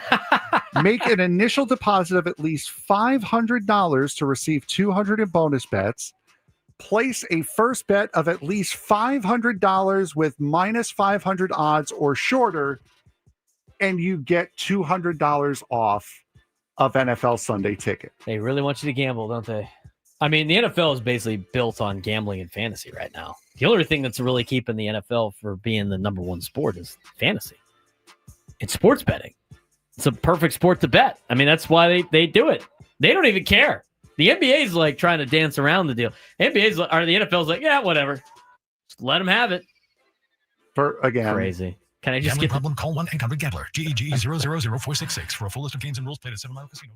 Boogie in the chat? Can I just get the $200? Exactly. And again, reason 7,842,968 why I hate the NFL. Please gamble responsibly. The NBA tries to help people gamble responsibly. Yeah, sure. Meanwhile, the NFL is actively giving monetary incentive. That's right. To go to DraftKings. Thank you very much. Bet all your money away. I hate all of you. Number 4. It's a Monday for Garfield over there. The Big 12 will release player availability reports for football and men's and women's basketball before all conference games this year, the conference announced on Wednesday. Beginning this season, Big 12 football teams will submit daily injury reports and player availability reports starting 3 days before each conference game. Players will be designated as available, probable, questionable, doubtful, or out. Now it is announced that men's and women's basketball will have to submit those same reports. Final reports are due 90 minutes before the start of each conference game. Good I wonder or who bad that's idea? for. I wonder what that's for, Frank. What do you think that's for? Do you think it's for the fans that know who's playing?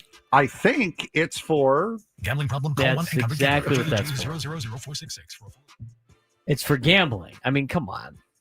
I'm a Big 12 fan, Big 12 supporter. I mean, injury reports now? Really? It's just everything's getting to gambling. I mean, they're opening up the box has been opened on the gambling. The college athletic stuff. We gotta go get injury reports now. What happened to those violations? Like, I thought you weren't allowed to disclose that with college kids.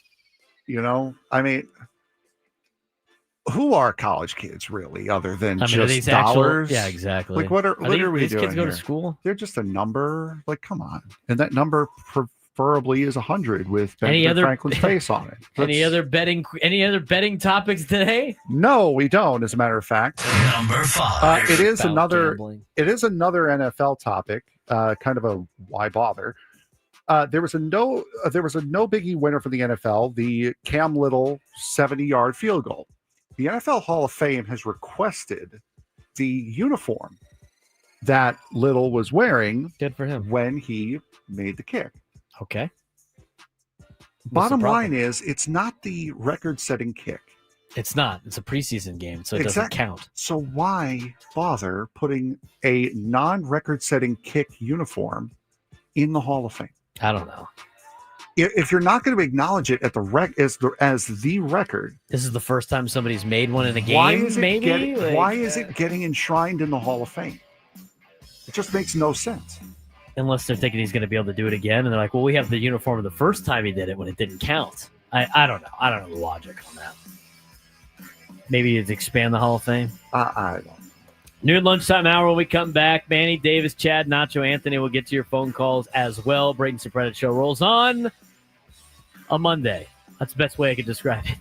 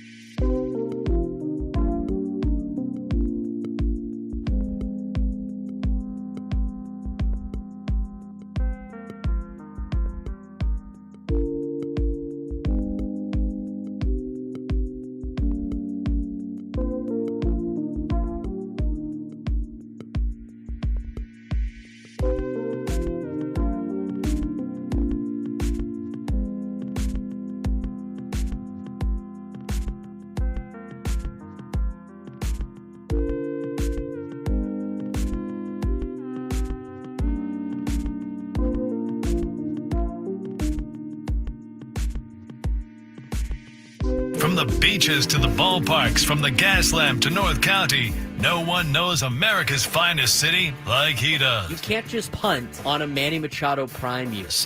He's a fourth-generation San Diegan, born and raised in the heart of this community.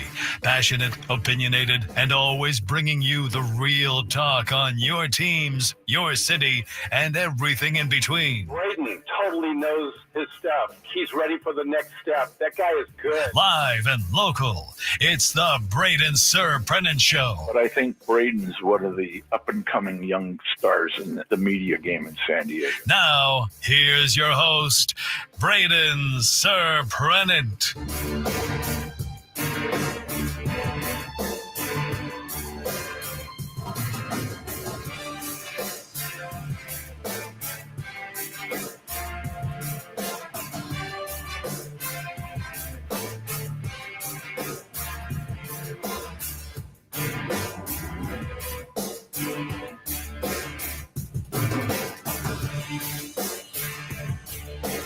All right, new lunchtime hour presented by Kraft Taco.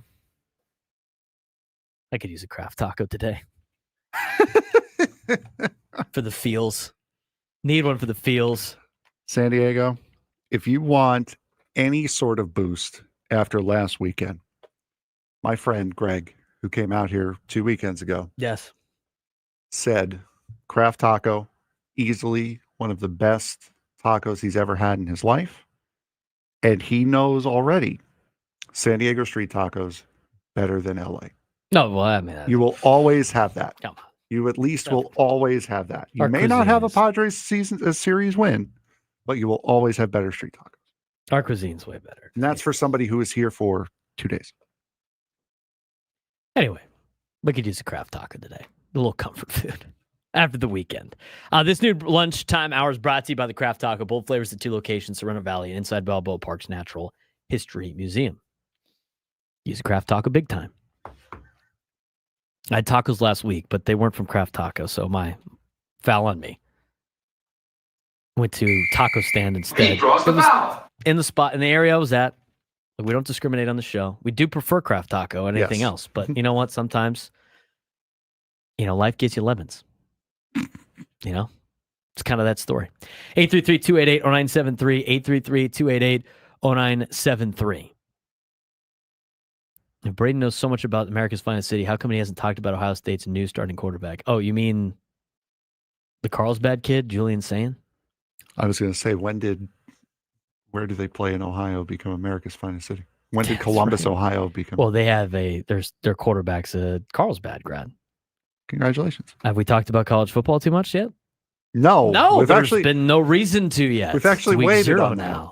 We actually waited on that because I know you're going to have a ranterino. Destroy the Big Ten. I would love to. I'm going to rip the Big Ten a new one. Let me tell you that.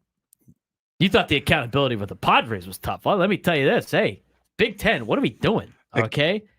Again, your proposal. Again. What? Paul Feinbaum found out when you create college football, when you invent college football, you can as make the up all Big Ten rules, did, you get to do whatever you want. And come up with the dumbest playoff proposal I've ever heard. I didn't say it was good. I just said you get to do it. Yeah, we'll see how that goes. Anyway, let's get back to the phone calls before you talk about food for Go Aztecs. Manny and Fallbrook's been on and off for the last handful of minutes there. Let's get to Manny. Manny, what's going on, man? Hey, Brennan. Hey, Frank. How are you guys doing? We're doing better than we would think we'd be doing on a day like today. All of San Diego. Absolutely. What do you got for us? Well, you know what? I'm going to rock the boat a little bit here because I wasn't a Bob Melvin fan, and I'm not a real big Mike Schill fan. And I know some people are not going to like that, but here, I'll explain why. So I wanted to feel a little bit better, and I watched the SDFC game yesterday, and they were getting beat up the first half. And then they went in the second half, and I don't know what the head coach, Mikey, I don't know his name, Mikey Vares, or something like that. Dude, that guy's a genius. Because they came in and they won 2-1 against San Jose. And I don't know, I always say that the captain of the ship is the one that guides the team. And Bochy did that in 1998 with that team, although that team was in construction from 1996. But that's my 2 cents. And for that Cleveland Brown fan, they're the San Diego Padres of football. That's all I got to say. That play, you know what, Manny? Clay's got a root for the Padres and the Browns, dude. That's tough. That's a tough little combo there. Mikey Var's done a great job. I like his aggressiveness. I like his fiery attitude. I mean, he's got him in first place, not just in the Western Conference now, but first place in the league Supporters Cup standings. Great job. They've done a great job. We'll talk more about San Diego FC later in the week as they get ready for another game. What are they down to, like 6 left? I think 7. Yeah, and they'll be 6 or here. 7 left. They'll be here for the next 2. Portland on Saturday night. Let's get out to Davis in Oceanside. I've been waiting on hold for a long time. Davis, what's going on? Hey, what's up, Braden? How you doing? I'm doing well. Right on. Okay, quick hypothetical. If you're making the lineup and you had someone out of your normal starters that is 8th in on-base percentage just on your team and 11th in OPS on your team, where would you bat him? 8th on just the team and 11th in on on-base team. percentage An and on-base 11th percentage. in OPS. Probably on near the the team. probably near the bottom of the order. Well, our boy Mike Schilt prefers to bat him second. That is Luis Ariz. In the Major League Baseball, for all of MLB, according to Baseball Savant, he's in the 12th percentile for chase rate, 10th percentile for walk rate. And as far as Baseball Reference goes, second batter compared to every other team, the 2-hole, we're 28th in runs scored, 28th in RBIs, and 26th in on-base in OPS. So all that to say, we've been kind of harping on it all morning, but no lineup protection for Tatis, to say the least. And then just one quick thing about Mike Schilt. I don't know if you guys remember towards the end of last season in the playoffs against the Dodgers, he made like a Vince Lombardi comparison. I don't remember that off the top of my head. You want to refresh my memory? Yeah, if you type in Mike Schilt, Vince Lombardi on Google at some point, you can pull it up. It's basically in reference to Dave Roberts not immediately showing the lineups and showing his cards. Schilt said something along the lines of like, I prefer the Vince Lombardi approach. We're going to run power sweep and kind of put it out there, and we're going to. Oh, the Vince Lombardi approach of here's our playbook, try to stop us. Yeah, and my issue with that, I remember him saying that because I'm a huge football fan. When he said that, it just struck me wrong in a lot of different ways. This isn't football where you can physically overpower your opponent. And there's a lot more luck in baseball, I would say, than some other sports. But all that to say, I think it's just been consistent even since then. I felt like towards the end of that Dodgers series in the playoffs last year, when we went 24 scoreless, we had to do something to switch up the lineup. We didn't. Go into this season, obviously we're having moderate success, which is great. But the Dodgers, we're 2-8 against those guys. We've now lost 4 straight series to them going back to the playoffs. And in my head, at least, I attribute it to Mike Schilt refusing to adapt, refusing to make a change, and being stubborn and, hey, here's my 1 through 4 guys, deal with it. And obviously they're dealing with it and they're kicking our butt. So a little frustrated, obviously, as everyone else is. Yeah, it's very frustrating, Davis. And I appreciate you waiting on hold and giving us a phone call today. The lineup, I just, the Arise in the 2 spot, I don't get. I haven't got that all year. And here's the thing. It's like he swings at so many pitches that he knows he could make contact with, but it's not a lot of pitches that he can do damage on. I mean, I would never throw Arise a strike. I would never throw him a strike. He will swing at something. And if you're going to throw him a strike, throw him a fastball down the middle on the first pitch that he sees. Because he'll probably take that pitch and then just throw a bunch of crap all over the place. And he'll swing at it. And yeah, he does get hits on it sometimes because he's a good hand. He's got great hand-eye. But I don't understand him batting second. I mean, if you want to do that, do it lower in the order where you got guys on base.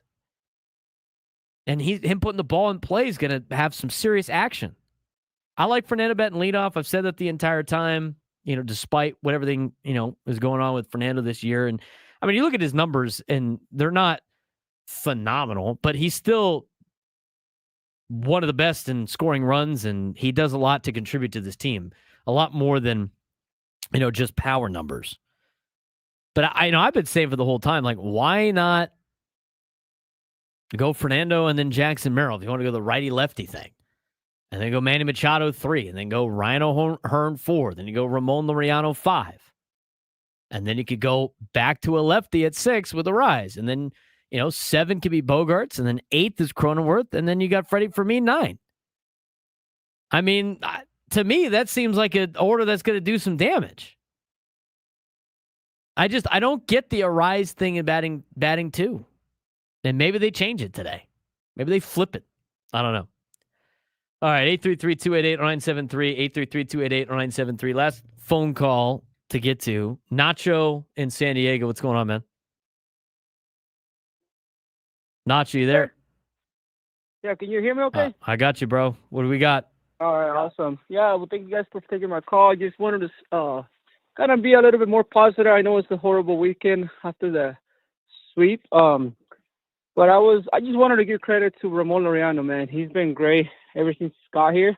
I think that was probably one of the, if not the only positive thing this weekend, that he's the only one that hit. And I love the tease, Machado, but they need to step it up, man. I feel like the only one that actually hit this weekend was Ramon, and yesterday was just Luis Arias. I know and one thing about Luis Arias, people keep talking about his defense. I think his defense been not horrible. I think he's been good. And that's about it. And then the other positive thing is it was cool how SCFC ended up the weekend. I think they helped with the sweep this weekend. So shout out to the SCFC as well. Nacho, I appreciate the phone call, man. Thanks again for waiting on hold. Yeah, San Diego FC with a nice little dub. Love to see it. Here's the thing about Arise. Nobody's saying Arise shouldn't play, by the way. Is anybody saying that? No. Just bat him 6th. You get 3-time batting champion batting 6th. That's how good your lineup is. Bat him lower in the order. He's done a great job defensively this season, despite, going into the year not having great defensive metrics. Thought he's done a good job playing first base. Nobody's saying he shouldn't play. Nobody's saying he's not valuable. I think he's very valuable to this Padres team. Nobody's saying that. Move him down in the order. That's all we're saying. That's all we're saying. I mean, out of all the guys that you're trying to protect against left-handers, Arise is not one of those players that is really good against left-handers compared to guys like Ryan O'Hearn, who has done better against left-handers this season. Get your best guys in the lineup. And bat Luis lower. You know what? See what happens. You got a very easy schedule. This is the time to figure this stuff out before you get to the playoffs. I mean, I don't really want to see a Arise batting 2nd in a playoff lineup. I don't. Move them down. These guys want to win a World Series. They're in it. They're bought in. They've bought into Mike Schilt. Mike Schilt does a good job of getting his teams to play for him. I just don't understand some of the logic on some of these lineup moves. I don't get it. And maybe we'll see. 833-288-0973, 833-288-0973. Do appreciate the phone call from Nacho. If we were going to have a phone caller during the noon lunchtime hour, Nacho's probably the best. I mean, really? Seriously. That was the best time to take Nacho, is in the noon lunchtime hour. Did not even think of that. Boom. Blew your mind, huh? Thanks, Nacho. Thanks for making our noon lunchtime hour. All right, we'll get back to your phone calls. We got other things we got to get to when it comes to the Padres here in this noon lunchtime hour. Rolling along. We got division realignment could be coming that we need to talk about. We got some other games throughout Major League Baseball you got to be paying attention to. Padres are now fighting as the underdog. Plus, later on, you never know, Big Ten floats a 2014 playoff idea. 2018 playoff, too. I like 24 teams, but this sounds ridiculous. We'll talk more about that later on in the show as well. Also, more of your phone calls when we return. Braden Surprenant Show, San Diego Sports Station 97 through the Fan.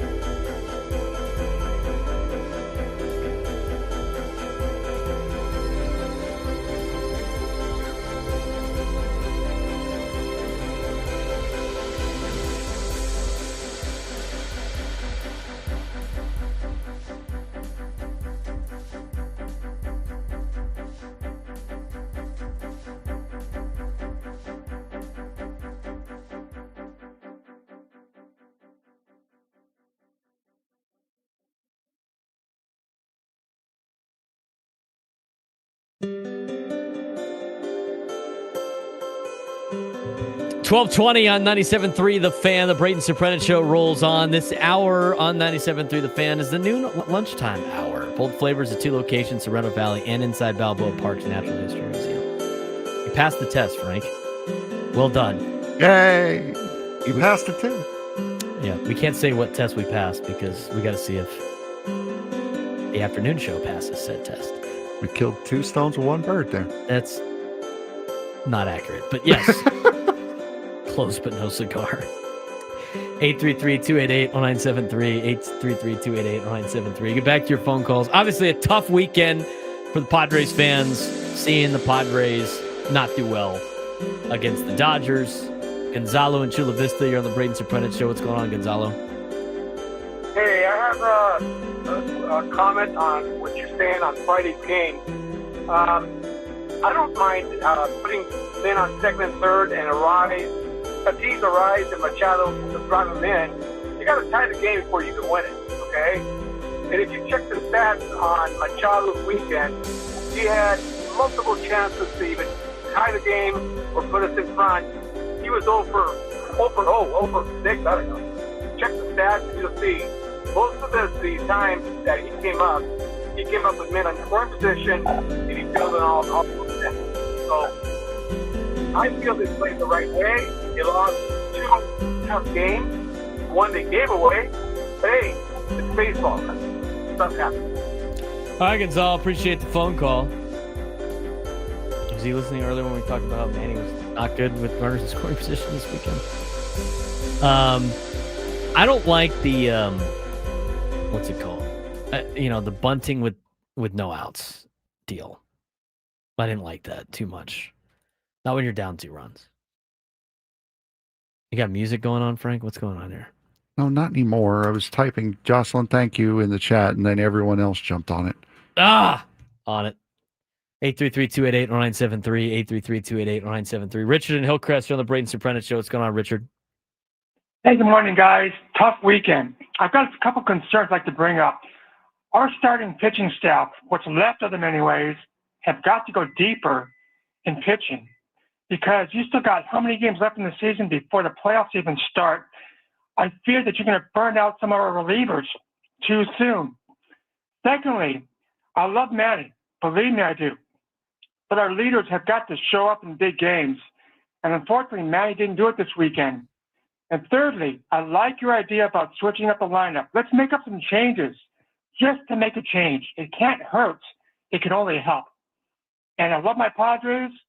I know they can beat the Giants, but they've got to get over beating the Dodgers. I don't know if it's a mental thing or not, but it sure looked like it to me this weekend. What's your thoughts? I agree, Richard. I mean, it seems like a mental block for them sometimes. They've been able. I mean, they own the Giants. They've owned the Giants for a handful of years now. They've owned the Giants even when they weren't even good. The Padres. I think they've owned the Giants. It seems like for the last 15 years. But that mental block against the Dodgers has been awful. It's been rough for the Padres, and they got to figure out a way to beat them. They got another opportunity this weekend. Got to handle the Giants first, starting tonight at 6:40. All right. We've been waiting for this phone call. He's called in multiple times, but he is the voice of reason when it comes to being excited for Padres baseball. Brandon in Carlsbad. You're on the Braden Surprenant Show, man. First of all, Braden, Frank, honor, a privilege. Second of all, okay, listen, Friar Faithful, listen, you guys. We cannot make those mistakes against the Dodgers. If that's who we're chasing, if that's the gold standard we're going for, we can't give them free bases against the Dodgers. We can't drop outs in the outfield that could have changed the whole trajectory of that game too against the Dodgers. We cannot do the things we're doing. I don't know what it is, but I do know this much. You and I and Frank, we've had these phone calls before, men. And we do know that, I mean, let's just go back to 2022. They swept us, and then we took them out of the playoffs, okay? We beat them 8-5, I think was the end of the regular season record against the Dodgers last year, and then they beat us in the playoffs. So I think it's more sour because we're dealing with a club and a fan base that we can't stand. They have freaking parades in our city, okay? They don't care. They fill our stadiums up. And you know what? I was going to say shame on all you season ticket holders. that sell to Dodger fans, but I also know that you're making good money off of them because I know a couple of you personally. So I get it. But at the same token, let's fill those seats, you guys. Let's show that we can do what we need to do. And here's another lasting thought right here. O'Hearn, Fermin, Ramon Laureano, and the list goes. All these guys now know, when we got it out of the way, how much we dislike them, what it's like to lose to them in LA, and we can shift those gears because we do have the talent. I would also, too, the narrative I've been listening to is this batting lineup needs something. And, our starting pitching is also questionable, too. So this isn't that fired up phone call, but I'll stay faithful, and I'll tell you guys, this is a new week. This is a new day. And now I'm looking at the Giants. So let's get all this freaking Dodgers mess out of the way and deal with them when they come again. God bless you guys. Appreciate the phone call, Brandon. Yeah, absolutely, man. Focus on the Giants. They'll have another chance. They'll have another chance. Speaking of the Giants, it was a week ago today that we were happy and talking with John Miller. And that's right. Doing we were good a week ago today. Well, nothing like the Giants to get you right, huh? God, I hope that's the case.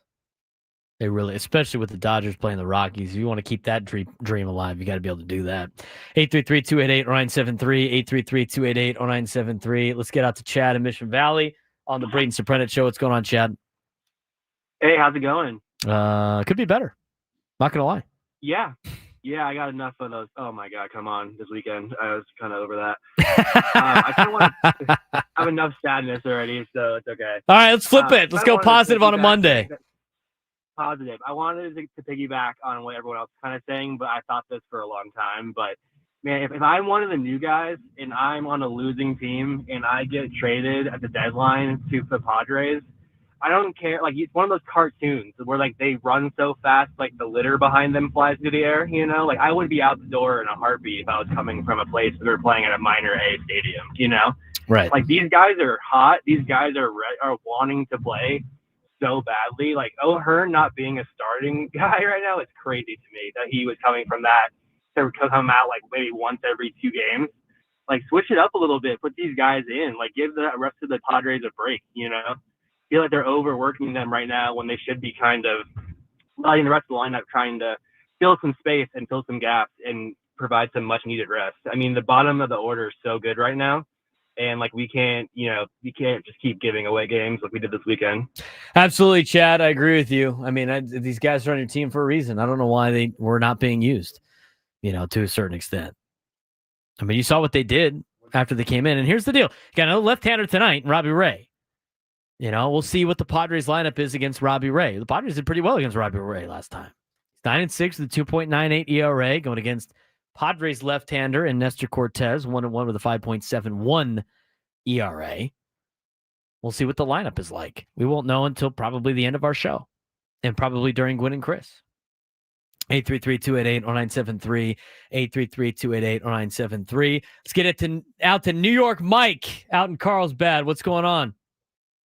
Hey, guys. As you know, I'm not a big Padre fan, but I really hate the Dodgers. So I'm watching the game Saturday, and I just couldn't believe. What is the rule that you can't challenge in the first inning? Oh, they don't want to lose that challenge.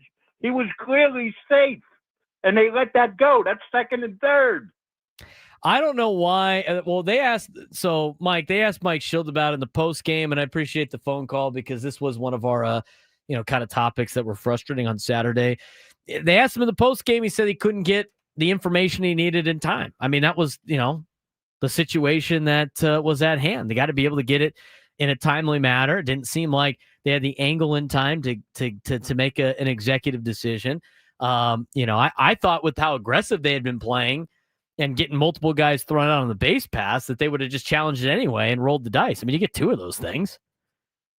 But it didn't sound like they were showing the video and Mike was waiting for an answer. And then eventually he's like, all right, we're out. We're not going to challenge this. So I think it might've taken too long. I think it needs to be better in the future. And again, hopefully a learning experience for the Padres moving forward. Anthony and San Marcos here on the Braden Surprenant Show. What's going on, Anthony?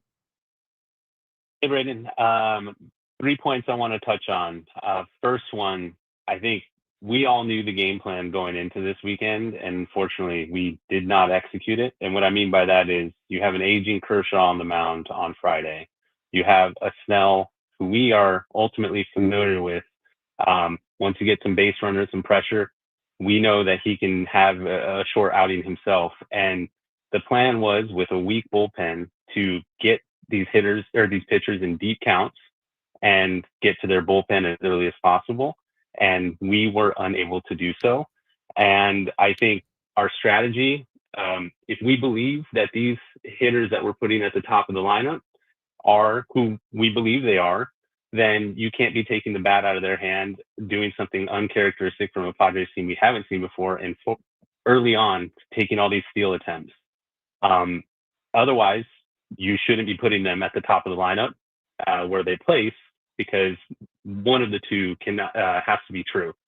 Secondarily, I do believe, for whatever reason, Gavin Sheets has been punished, and don't really know why, when he was primarily the power hitter that was getting us through the first half of the season.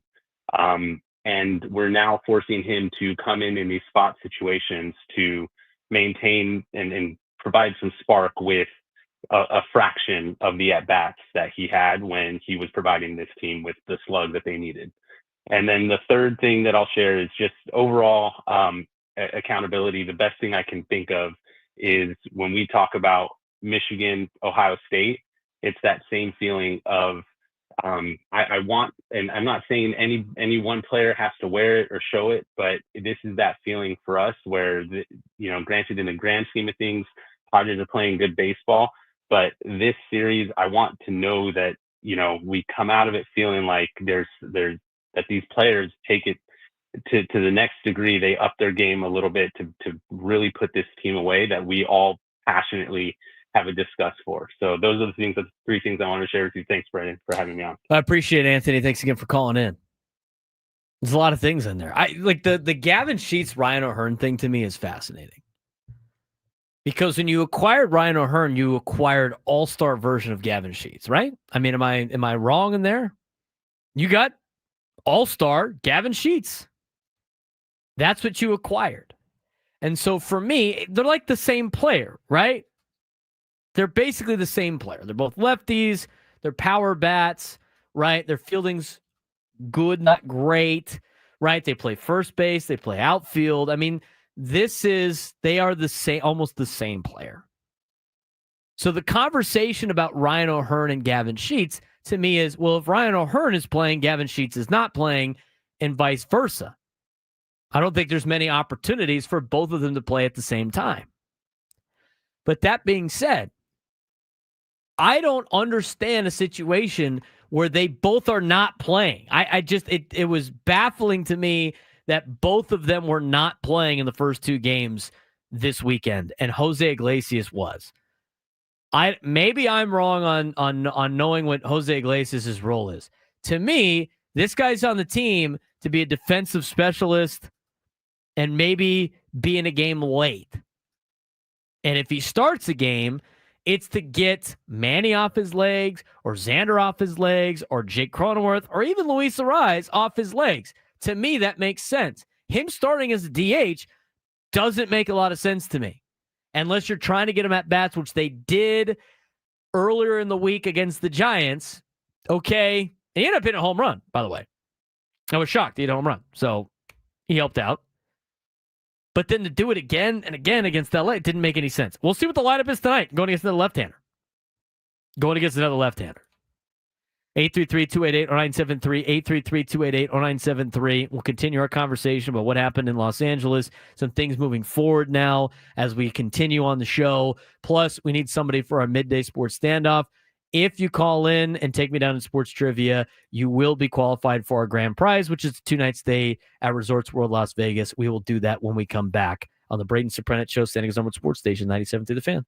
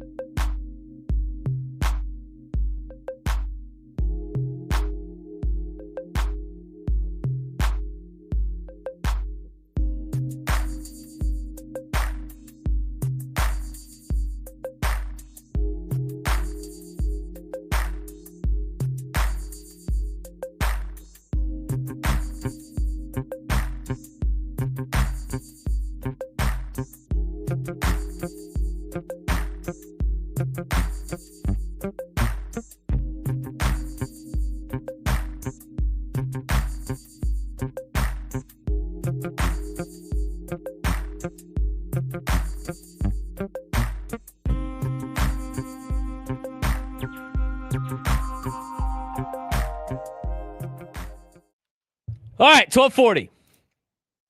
If you call in, 833-288-0973, 833-288-0973, and take me down some sports trivia, you will be qualified for a grand prize, a 2-night stay at Resorts World Las Vegas, plus VIP admission to AYU Day Club and $175 food and beverage credit. Celebrate summer with a 2-night stay at Resorts World Las Vegas.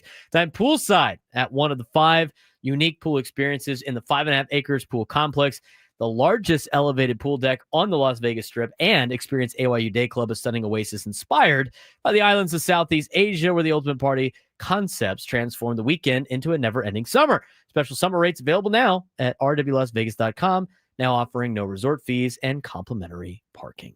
833-288-1973. Maybe we'll get somebody. Down the sideline. Wow. Frank's working on that right now.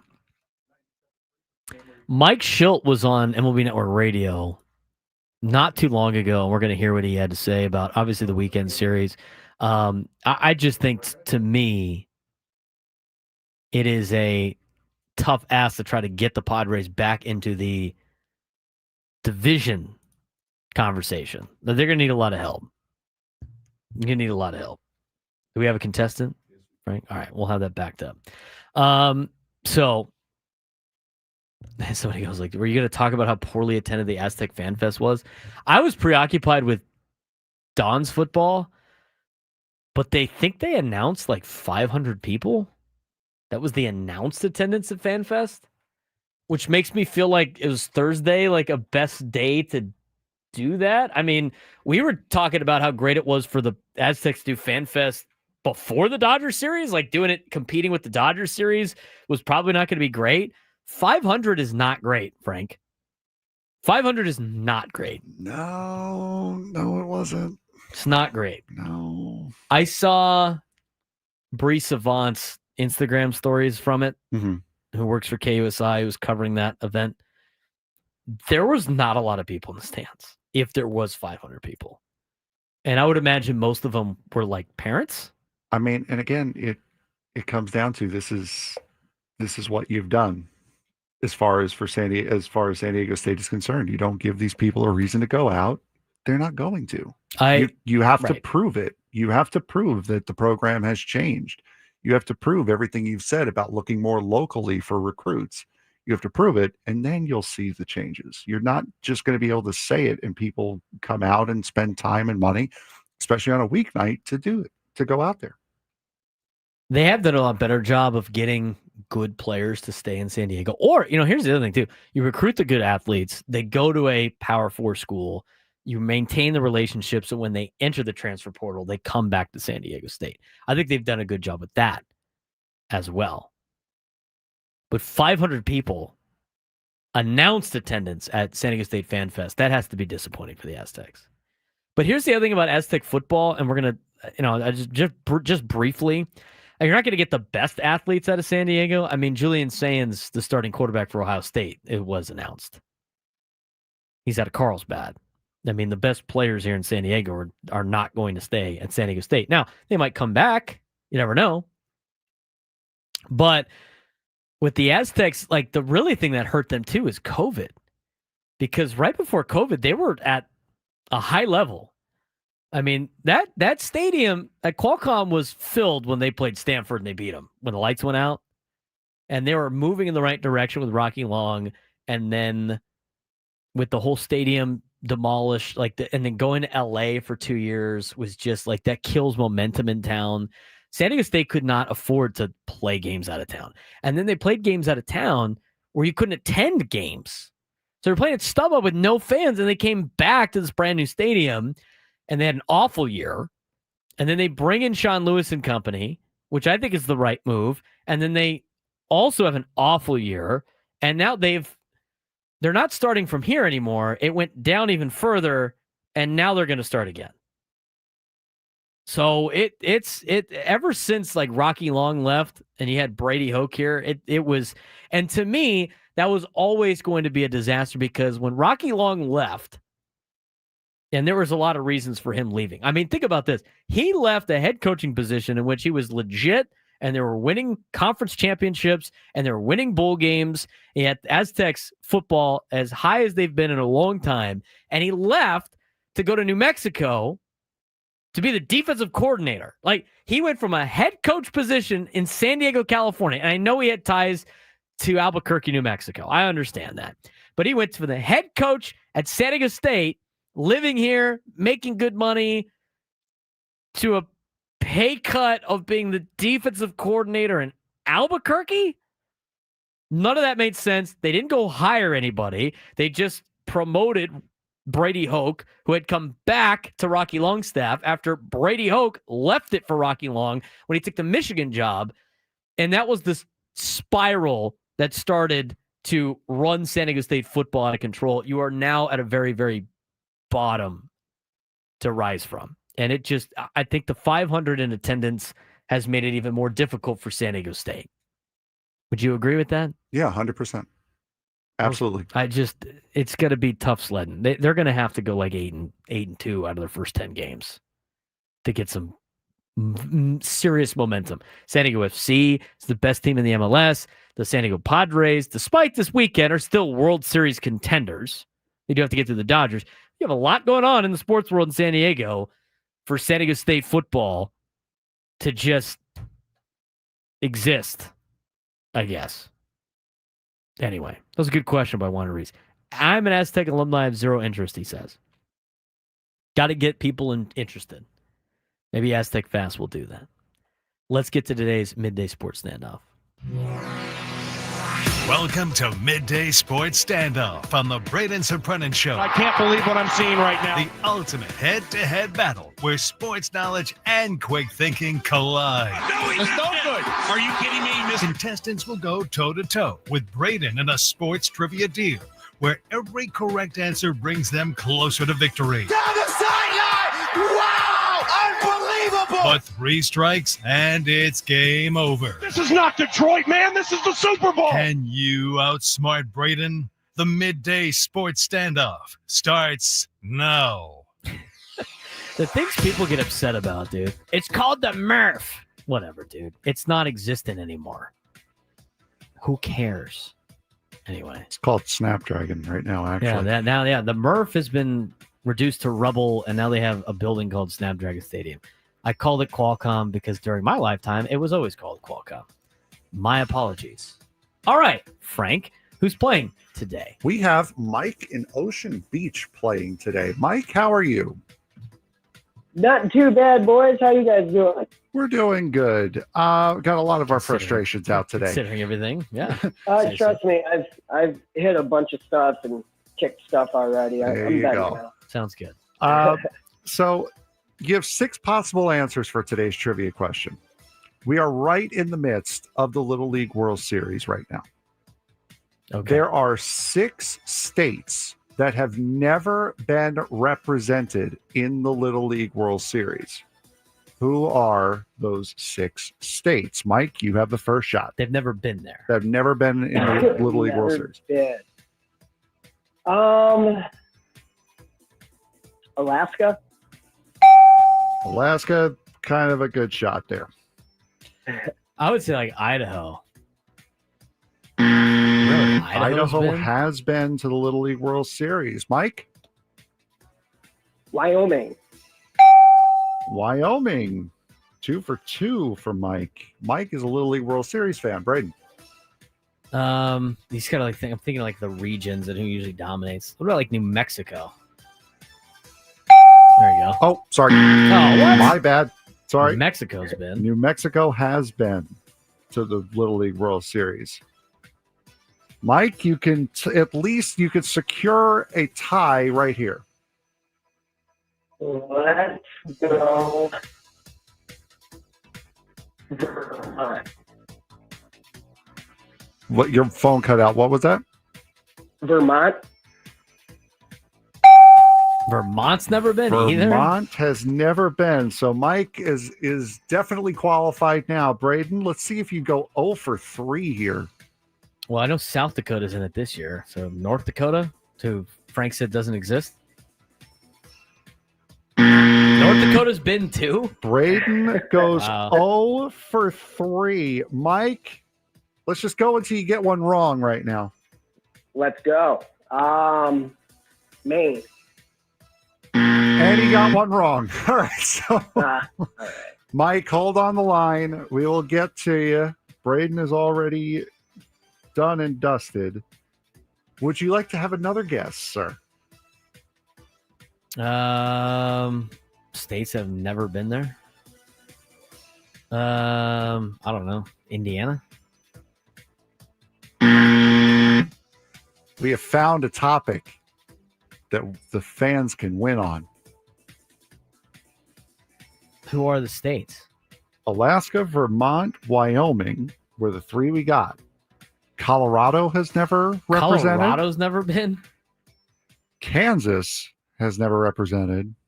And Wisconsin has never represented. Wisconsin's never gone. Wow. We have found a topic, folks. More Little League World Series topics coming this week. Well, states that have never been. I mean, it's very difficult because I've watched so many Little League World Series. Usually it's like, who's in the West that's going to beat California? Nobody. Usually, except for Hawaii and Arizona. Again, that's the usually. All right. And there's 2. Oh, but there's also like Southern California and Northern California. But you're just looking for the states? Yes. I can't believe Wisconsin hasn't made it. I want to say I can't believe that both Dakotas have made it. Idaho making it is also Again, there's shocking. only one Dakota. There's 2. There's only one Dakota. As Gonzo said, states that haven't been caught cheating in the Little League World Series. That's, you know what? That's the states with the most integrity in Little League World Series history. There you go. That's why I like watching these kids lose, because most of the kids are like super arrogant. Did you see that one kid yesterday saying that he wasn't all that excited to meet Juan Soto because he's kind of overrated? Like, really? You D-bag? What are we doing? Kids these days, dude. Kids these days are super entitled. I don't know. It's the first time to do with a child. The Little League World Series is funny to me because everybody's got a special rule. Like, nobody's there. It's not the 12 best kids from your local Little League. Every team that's playing in the Little League World Series has a special rule. They've all been playing with each other since they were 8. They're a travel ball team that entered into the Little League just to go to Williamsport. They are, they're 15. I think they're 14 years old. They're one of those. I mean, there's like addresses that are getting changed so they can play, for a certain little league. They make like these stacked teams. That's why it's so fun to watch the drama play out. New York Mike in the chat. Why are we, again, this is the second time. Why are we so why is everybody looking at Frank's on legs? My shorts? Like, what are we doing here? They're gray shorts. I understand I'm white. I get it. I don't go out in the sun much. I understand that. Can you stop showing your legs on the stream, dude? But like, this is the second time in 2 weeks that people are concerned about whether or not I'm wearing shorts on air. The amount of cheating that goes on to go to Williamsport is hilarious to me.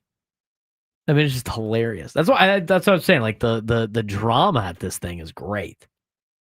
The drama, these kids like living and dying every pitch. You see them like dropping F-bombs on their when you read their lips after things. It's just like, what's going on? Foul on the leg view. That's a foul. Yeah. Also, there's also the foul on the chat as well for the can you show the backside now? That's another one. He draws the foul. That's so funny. You incited a riot in the chat by showing off your legs. I'm sorry they look good, man. I don't know. I don't know what just happened. We need a break to reset at this point in time. No more showing off your legs, Frank. I didn't do it unprompted. See ya.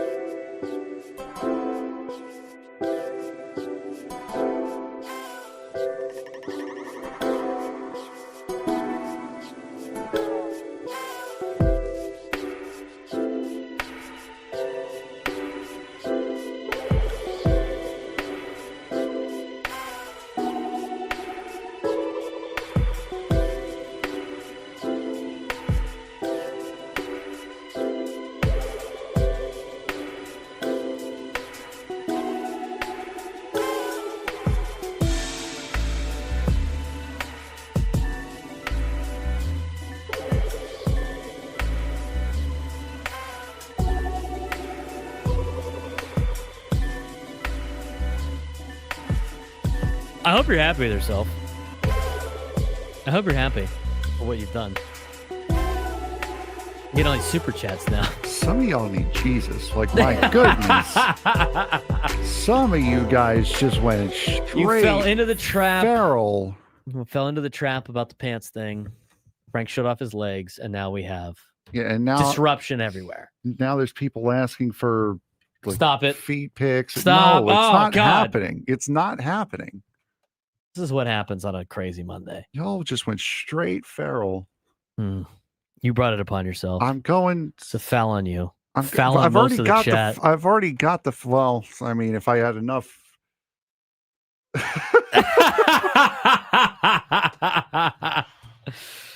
Oh man.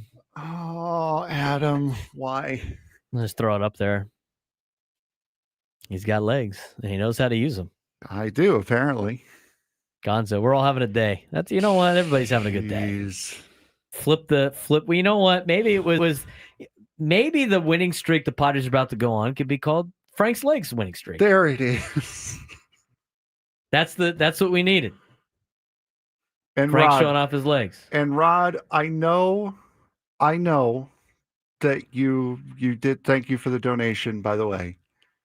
You are a jerk for that comment. That's so funny. You are a jerk Chicken and a noodle half soup. for that comment. So you got bird legs?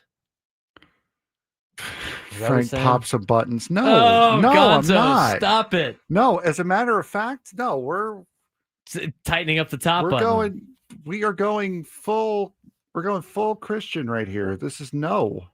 There's no only Franks, no nothing. Only Franks. Started only Franks. There's no only Franks. Yes! No, nothing's so going on. You funny. see, we're all the way up now. You guys get no skin. I'm wearing pants and long sleeve shirts the rest of the year. Okay. Adam changing the subject of the chat. Who's going to the game tonight? Frank might be there wearing shorts. I'm not going to the game tonight. That's going to incite some people to go. Anyway, this hour of 97 through the Fan is brought to you by U.S. Wellness Meats. Speaking of meat, overwhelmed by processed foods, Hey, yo. U.S. Wellness Meats offers an all-natural alternative, 100% grass-fed beef, pork, poultry, wild-caught seafood, and more. Ship free from family farms. Get 20% off your first order at uswellnessmeats.com. You brought this upon yourself, and you're still showing off your leg there. So, are you okay? Are you going to be able to make it to the show, New Frank? York Mike in the chat. Are those natural casings? Hot dog joke. The New Yorkers are having a good time with a hot dog joke. Wow. This is hilarious. Are you okay? Are you going to make it through? Actually crying now. He is crying. He can't even breathe. I am CPR certified. I would prefer not to use it. I would prefer you not either. Might actually get Take a some deep breath. peace. That's okay. Do you have that clip from Mike Schilt? I do have that. I do have that play clip from Mike Schilt. Let's let Frank kind of recompose himself. He has tears rolling down his face right now. He is laughing so hard. So, the only Franks is the hilarious thing. But New York Mike says you guys got to hang out. I don't know what that entails, but let's hear from Mike Schilt first. Mike Schilt today. It's a lot of fun for us too. The body of work you mentioned over the recent schedule has been good, but we do have a recency bias in this game, 2 out of 3 against the Red Sox, and played well in the Giants series at their place. But we just couldn't put it together as consistently as we needed to this past weekend over in LA. Did get heard the Oriana homer against Kershaw. That was their only lead. After that, they got the lead back right after that, 2-1, and we just played from behind the whole way and just got in the hole in games 2 and 3 and dug out yesterday to tie it. And, they got right back on top. But, overall, wasn't our best baseball. They played well, credit to them. And we'll look forward to playing tonight and moving forward. It's a lot of fun for us too. All right. There's your classic Twitter. Yeah, that was like a repeat. It starts repeating. They obviously been playing good baseball in the second half. In fact, they have a top 5 record since the All-Star break, the Padres do. They got to be able to find a way to beat the Dodgers. Is basically the recap that we'll have here compared to, what it was at the beginning. When we came out guns blazing, I mean, the team understands that they did not play well. They let the Padres fans down this weekend, but there's a good opportunity for them to bounce back next weekend, or should I say this upcoming weekend, Friday, Saturday, Sunday against the Dodgers. Now, they have to handle the Giants the next 4 days. And while the Padres are handling the Giants, the Dodgers are handling the Rockies. You have to, as the Padres, have to match what the Dodgers do in Colorado. They have to do it. You cannot afford to lose any more ground. I mean, being 2.5 games, it's really a half because the Padres lost the tiebreaker over the weekend because they have lost the season series now, going 2-8 against the Dodgers in the first 10 games of the season against LA with 3 games to go. Not great. It would be nice for them to take 2 out of 3 over the weekend. But again, they got to deal with Robbie Ray and company tonight. We are interested in what the lineup could potentially be going against another left-hander. A left-hander that you saw relatively recently from last week. Padres did a decent job against Robbie Ray last week. But there's a lot of question marks coming to who's starting, who's not starting. Why did you get Ryan O'Hearn if you're not going to use him? Are you okay? I'm fine. Yeah, okay. I'm good. I'm good. Because you also forgot, during the break. I did. Yeah, because we were dealing with chat going feral over there. Jocelyn, there's a rewind feature. I'm not doing it again. Big chop. Frank's Legs officially signed a 10-year, $300 million contract with 97 through the fan via Jeff Passan. Passenbaum. How about that? Anyway. All right, so you're going against Robbie Ray, who you've seen before last week. Did well against him last week, last Tuesday, if I'm not mistaken. And I just want to pull up what the lineup was last Tuesday. I'm pretty sure this is the other time that Jose Iglesias started, if I'm not mistaken. I'm pulling it up right now. It is. So maybe you will see Jose Iglesias start at the designated hitter spot.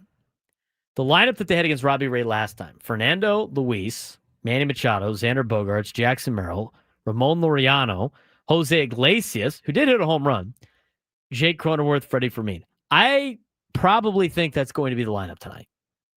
If I had to bet, if I had to guess, that's what my guess would be, Frank. I would guess so as well, honestly. But again, you got to do something different, especially after last weekend.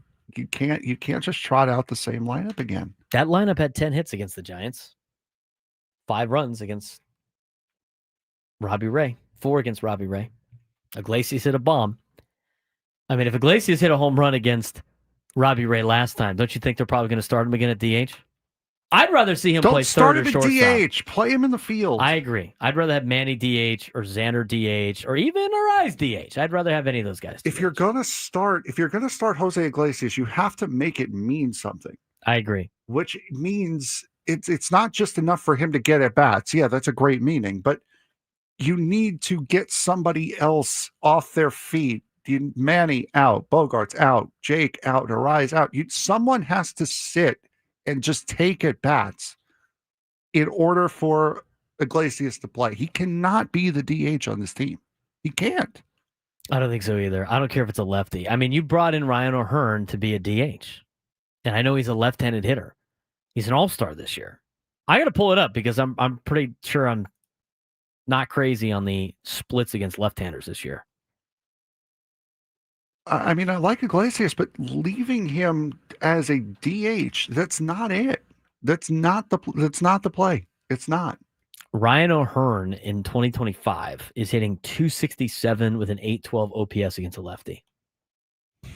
That's good enough. That's good enough. That's good enough to start every day at DH. That's good enough to start every day at DH. What'd you say? It was 263, you said? 267. That's better than Jake Cronenworth's batting average. On the year. Not just against lefties, his batting average. Why? If you're going to play that game, why is Jake Cronenworth playing every day and not Ryan O'Hearn? I think it's a fair question. I mean, why is it. Cronenworth getting those lefty at bats? Right. Start Iglesias at second and have O'Hearn be your DH. Jake Cronenworth against left-handed pitching this year, hitting .230 with a .715 OPS. It's still not atrocious. 3 home runs, 13 RBIs. Still not atrocious. But O'Hearn's better than him. Do I need to pull up more guys? I mean, here's the other one, Luis Arraez. I think he should be playing in some capacity. Okay. Nobody said take him out of the lineup. But if I look at Luis Arraez's numbers, let's take a look. Another left-handed hitter, right? And against lefties, hitting .263 with a .636 OPS. His average is pretty on par with Ryan O'Hearn. His OPS isn't very good. But I don't understand why Ryan O'Hearn is not playing on a daily basis. I don't get it. And why you would trade that much prospect capital for him? Because, again, the star of that trade is not Ramon Laureano, even though he has become the star of that trade. Even though he has become the most impactful player of the two, that was not the Ramon Laureano trade. That was the Ryan O'Hearn trade. And he sat with the slug. And he has sat for more games than he started in his Padre career. Here's what I also don't understand. Okay, like Jackson Merrill's hitting, what did he hit on Friday and Saturday, like in the order? Because against Robbie Ray, he hit lower in the order. He hit 6th. I think he was 4. 2, 3, 4, 5. He was 5th. He was 5th on against the Giants, against Robbie Ray, a lefty. I'm pretty sure he was near the top of the batting order. And here's the thing with Jackson Merrill. He's starting every day. He's great defensively. He's great in the field. He's great on the base path. I mean, he's a great player. He's an all-star from last year. He's your future. He's your future. Yeah, there are guys. He needs to be playing every single day. There are guys that outplay that lefty-righty matchup. Right. Well, anyway, so Jackson Merrill needs to play every day. Jackson Merrill against Kershaw hit, if my computer was fast enough, I'd be able to tell you. He hit 1, 2, 3, 4, 5. He hit 5th. So he's hit 5th against the left-handers. Jackson Merrill's numbers against lefties are not very good. He's hitting .238 with a .639 OPS. So out of all the lefties, and I didn't do Gavin Sheets because to me, Ryan O'Hearn's better than Gavin Sheets. So why even, I don't want both of them in the lineup against a left-hander. But let's pull up Gavin Sheets' stats too. Just for transparency. Again, just this season against left-handers. I guess they probably look at career numbers and other things like that. But Gavin Sheets this year against lefties in 108 plate appearances is hitting .275 with a .678 OPS. So let me get this straight. For playing the righty-lefty matchup, Frank, there are 2 players that are hitting .270 against left-handers as lefties. Both of those players have solid OPSs as well. They don't play.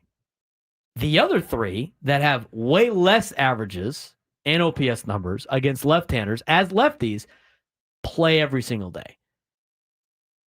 Is the defense of Jake Cronenworth at second base or the defense of Luis Arraez at first base better? So much better than Ryan O'Hearn that they have to play every day? No. I mean, what is Jose Iglesias' numbers? Jake Cronenworth is not Ozzie Smith. No, he's not. In fact, I think last year him and Arraez were statistically, metric-wise, the 2 worst second basemen in Major League Baseball. That was last year. I don't know about this year. Jose Iglesias. Okay, maybe the dude rakes lefties. Jose Iglesias against left-handers this season. He's hitting .263, not bad. He's got a .741 OPS, not bad. All right. Makes a little bit of sense. But I don't understand why Jose Iglesias is a DH. I don't get it. Brian O'Hearn needs to be playing every day. He needs to be playing every day. If you're going to rest the guy against the lefty, rest the Arraez. If not, have Arraez DH and have O'Hearn play first. I mean, I don't understand the Iglesias batting as a DH. Again, his numbers look pretty good. I mean, you got to agree, 263, 741 OPS is not bad. But you get that out of Ryan O'Hearn against lefties. You get that out of Ryan O'Hearn against lefties. O'Hearn's hitting 267 with an 812 OPS against lefties this year. Iglesias 263, 741 OPS. I'd take O'Hearn. I don't understand why he's not playing. It didn't make any sense. And the guy's been clutch for this team too. 833-288-0973, 833-288-0973. Well, the commissioner opened his mouth again, Frank. That he done did. Is it ever good when he does that? No. No, it's not. We'll explain when we come back.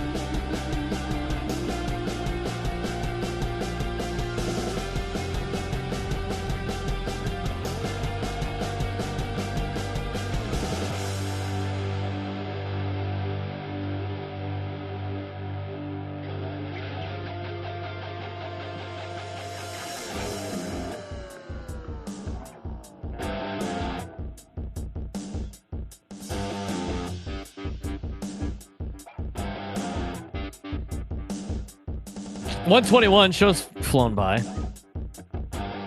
Ever since Frank started to get erotic over here. It's on you, dude. You brought that upon yourself. Are we still getting tweets about? Are we still getting messages about that? Yeah, I'm seeing them still trickling in. RIP your mentions on Twitter.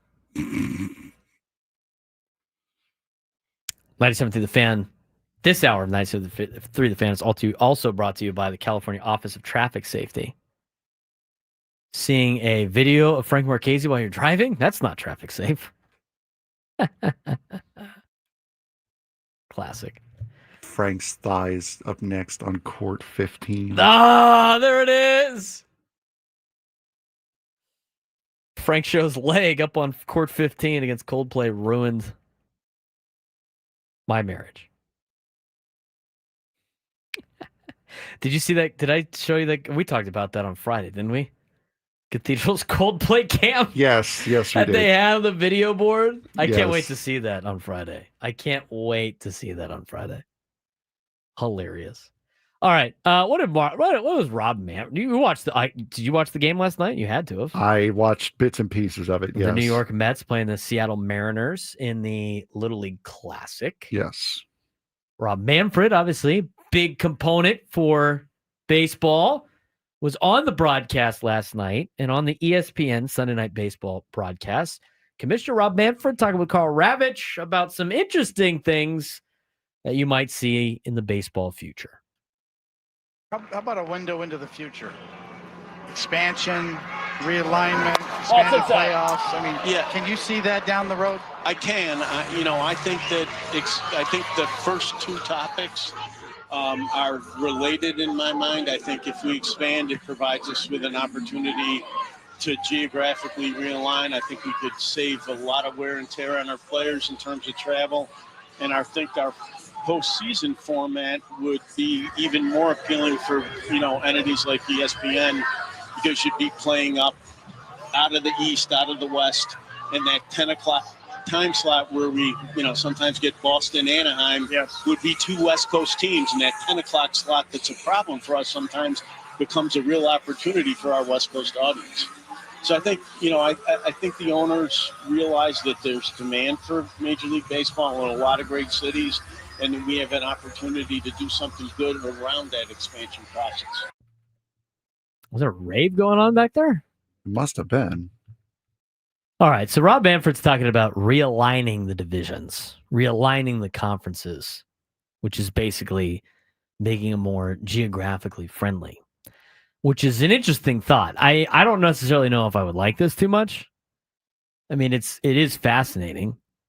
And again, when you start looking at it, they want to expand.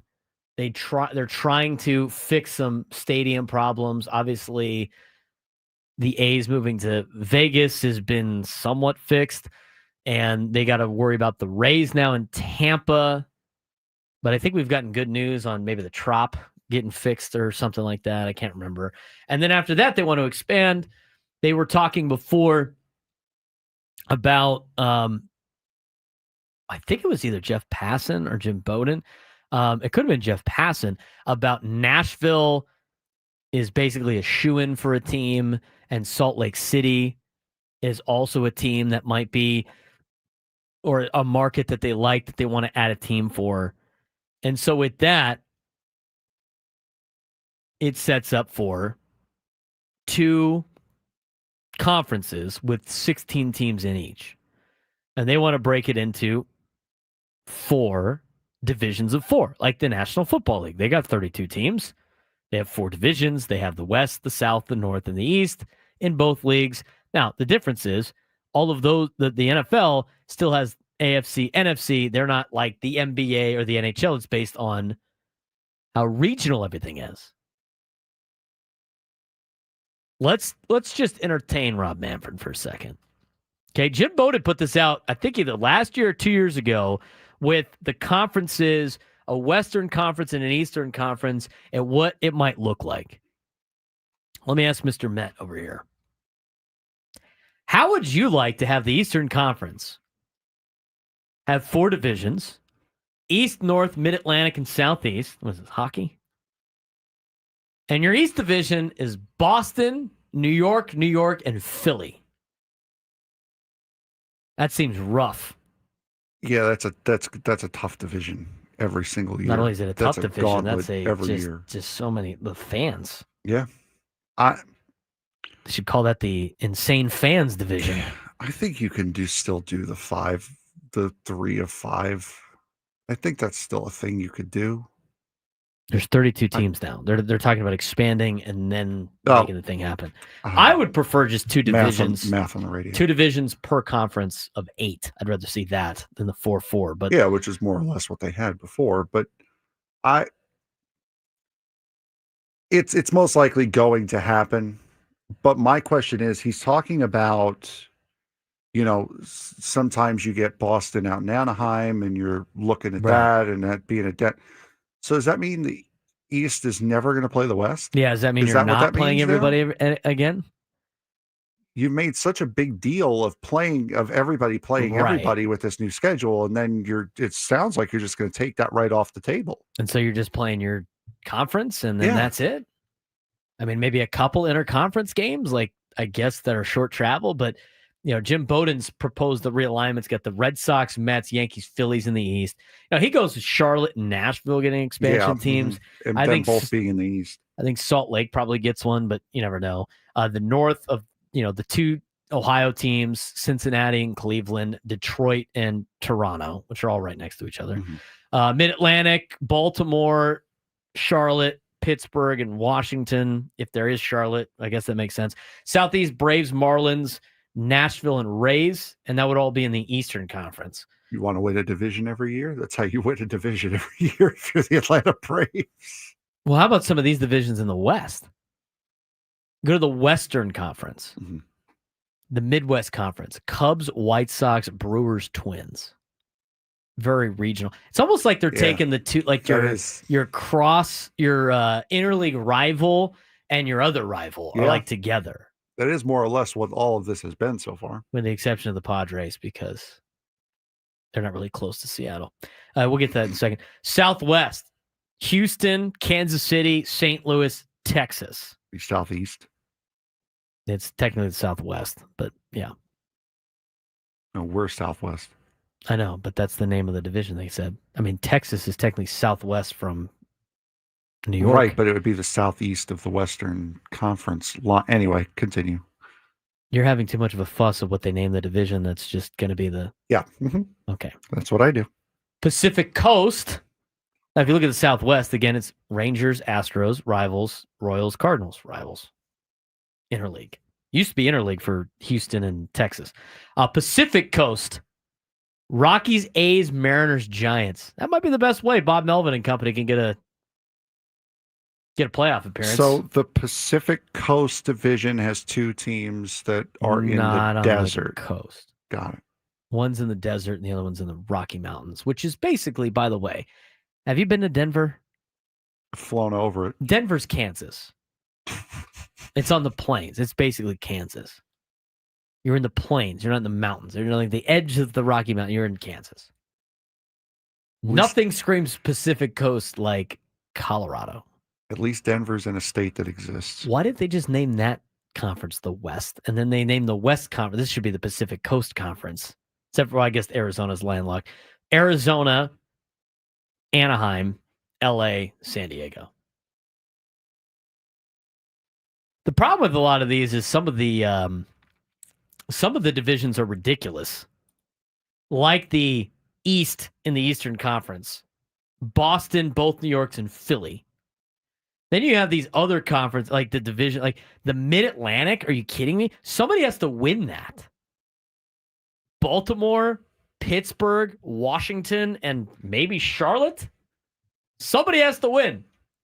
Southeast, as you mentioned before, Rays, Braves, Marlins, Nashville. Braves are going to be in the playoffs every year. The Pacific Coast Division, are you kidding me? Colorado, Las Vegas, the A's, Seattle, and San Francisco. What a division. And then the West, Diamondbacks, Dodgers, Padres, Angels. I mean, it'd be great for travel, right? I mean, again, and we are looking at it kind of as how the teams are now I give it 10 years from now, the White Sox might be a dominant force in that division. Who knows? Never know. They got to spend money, though. That's the difference. Well, It's not like college football 3 alignment where you get new checks. They've made it to a World Series in the last 20 years. They've won one. Yeah, they've won one. So I mean, it's been a long time since Jermaine Dice walked through those doors. Yeah, but that's the thing. It's from 20 years ago, they were contending and winning a World Series, and now they're contending to be the worst team in the history of baseball. But it could change. But I think there might need to be some more graphing that goes on, especially as far as the Southwest East division goes. You're just so caught up on the division I am. Names. I'd rather see Major League Baseball play everybody. Everybody else does that.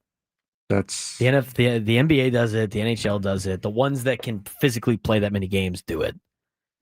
I don't mind seeing the Padres play everybody. You know, somebody in the chat mentions like all the teams that are bad in the American League you don't want to see play.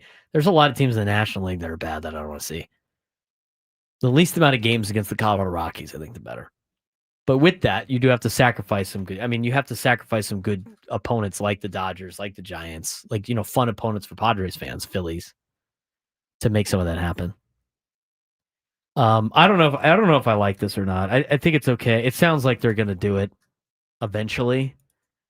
But so many years of tradition of having the division of the Padres and the Rockies and the Diamondbacks. I mean, some of those are obviously recently. Yeah, but I mean, you also got to remember. Padres, you've Giants. also got to remember that there was a time where it was just the American League and National League with no divisions. Right. There were 2 divisions where there was no divisional series, there was no wild card series, and now it seems unfathomable that baseball existed without those things because we've gotten so used to it. So it's a change. Is there any need for a division in the first place?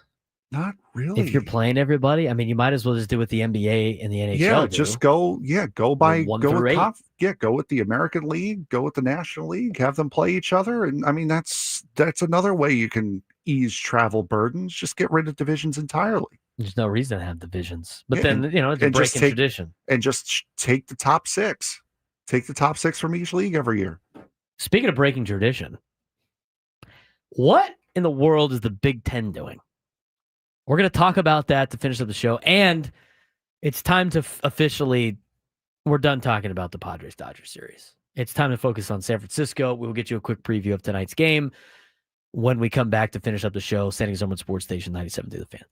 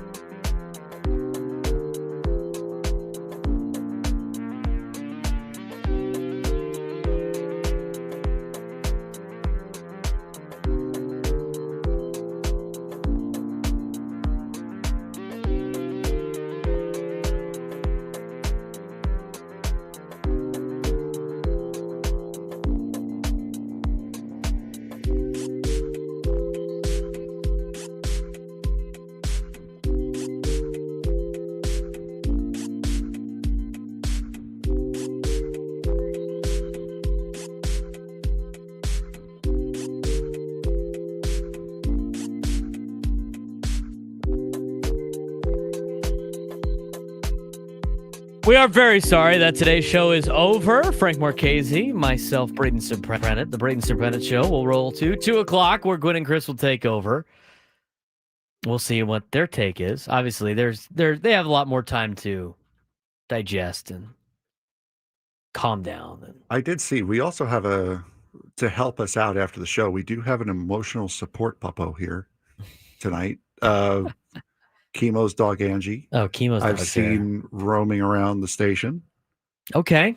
So we have an emotional support Eminal to help us out today. Yes. It's been a rough day. Needed to be better over the weekend. We needed to be better. We can now flush it and be ready for the Giants. And again, as we've mentioned before, that we don't think the season is over. No. By any means. We don't think the season is over. It was just a tough sled. Anyway, to go through the weekend, and the division is now, you're now behind the 8 ball. You don't control your own destiny. You're going to need some help from very bad teams. And I mean very bad. Because the Dodgers play some very, very bad teams. Starting tonight with the Colorado Rockies. They got the Rockies for 4 games. Padres got to do exactly what the Dodgers do against the Giants as they do in Colorado. So that's some of that. We're going to talk more about the Padres and Giants in just a little bit. But it is week 0, Frank. That it is. And we did get some BS happen over the weekend with news. Again, expanding the college football playoff. Would you like to take us through what the Big Ten was trying to do, or what they're trying to do? 2014 playoff. Everyone in the Big Ten is in, and the rest of you guys fight for it. More or less it, right? Basically. 100%. So the Big Ten is considered a massive expansion for the college football playoff that would grow the postseason to 24 or 28 teams.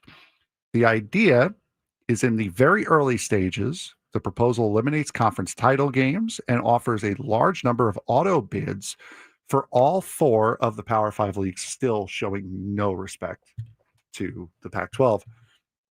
For example, in the 28-team model, the Big Ten and SEC would each get 7 automatic bids, with the ACC and Big 12 each receiving 5.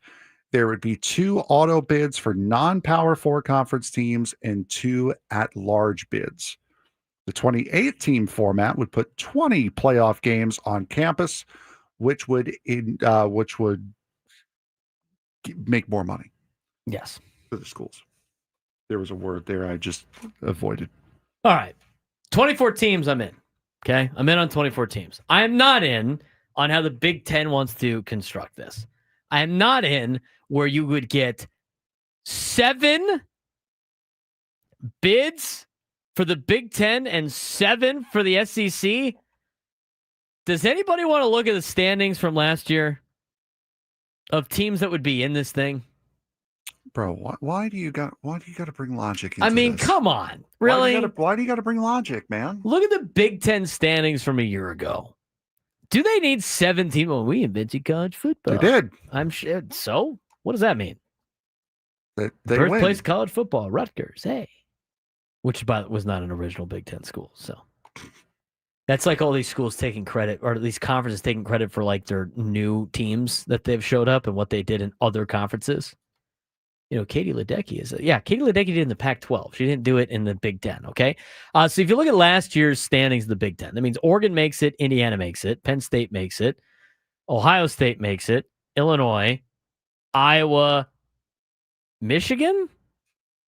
Michigan was 5-4 last year. Michigan's making the college football playoff out of the Big Ten of this deal? That's 5-4 in a very tough conference, sir. Oh, get out of here. All right. If I say SEC, you'll be all for this, right? Let's get to this. Go for it. In the SEC, it'd be Texas making it, Georgia making it, Tennessee You've making it. already lost with Texas leading it, but yeah, Texas, Georgia, Tennessee, Alabama, LSU, South Carolina, Texas A&M. What does Texas A&M have to like? What do they have to be in the playoffs for? Going 5-3 in conference because they're good. No, they're not. Yeah, they are. They make money. They're in the top 25. They make money. There you go. They make money. They're in the top 25. Their players would get their feelings hurt. They need to be in there. 7. They had 7 from one conference is utterly absurd. They had Johnny Manziel all those years ago. 5 in the Big 12 and 5 in the ACC. The 5 in the ACC would be SMU, Clemson, Miami, Syracuse, Louisville. Really? Yeah. Powerhouse Louisville. schools. Oh, yeah. Syracuse. They were in the Holiday Bowl. In the Big 12, Arizona State, Iowa State, BYU, Colorado, Baylor? I'm going to tell you right now. That means the Baylor-TCU game last year was for a playoff game. Well, there you go. TCU has zero business. TCU last year had no business being in a playoff. Absolutely zero business being in the playoff. But it would have been nice if they were, though, wouldn't it? No. It was the same thing with like the NCAA tournament, basketball tournament expansion, which would drastically benefit my alma mater, TCU. They probably would have been in it last year. They had no business being in the NCAA tournament. Absolutely zero. So that's what they would do. And then they would just screw over everybody else that's competing. I don't mind 24 teams. Just do it like the FCS. This is not complicated, guys. This is not complicated. You do 24 teams, right? There's 10 conferences. You let every conference champion get in. Oh yeah, they don't like that because they want to steal all the money. They want to steal all the money. It's all about money. There's problems there. No, it's not. It's the lack of quality competition. There's going to be walkovers. Like, I mean, come on. Are we really going to walk over some of these teams? Stop it. Have every conference have a bid to go. No. Just like the FCS. It's not hard. That's 10 of the 24 teams. You got 14 teams left. You have 3. You get 3 automatic qualifiers for the Big Ten on top of the one that they would get for the champion. Make it 5. No. An additional 3 for the SEC. Okay. So that's 6 of the 14 teams. Mm-hmm. And then you go 2 extra Big 12 teams if you really want to play the whole, we're so much better than the Big Ten, which is not the case.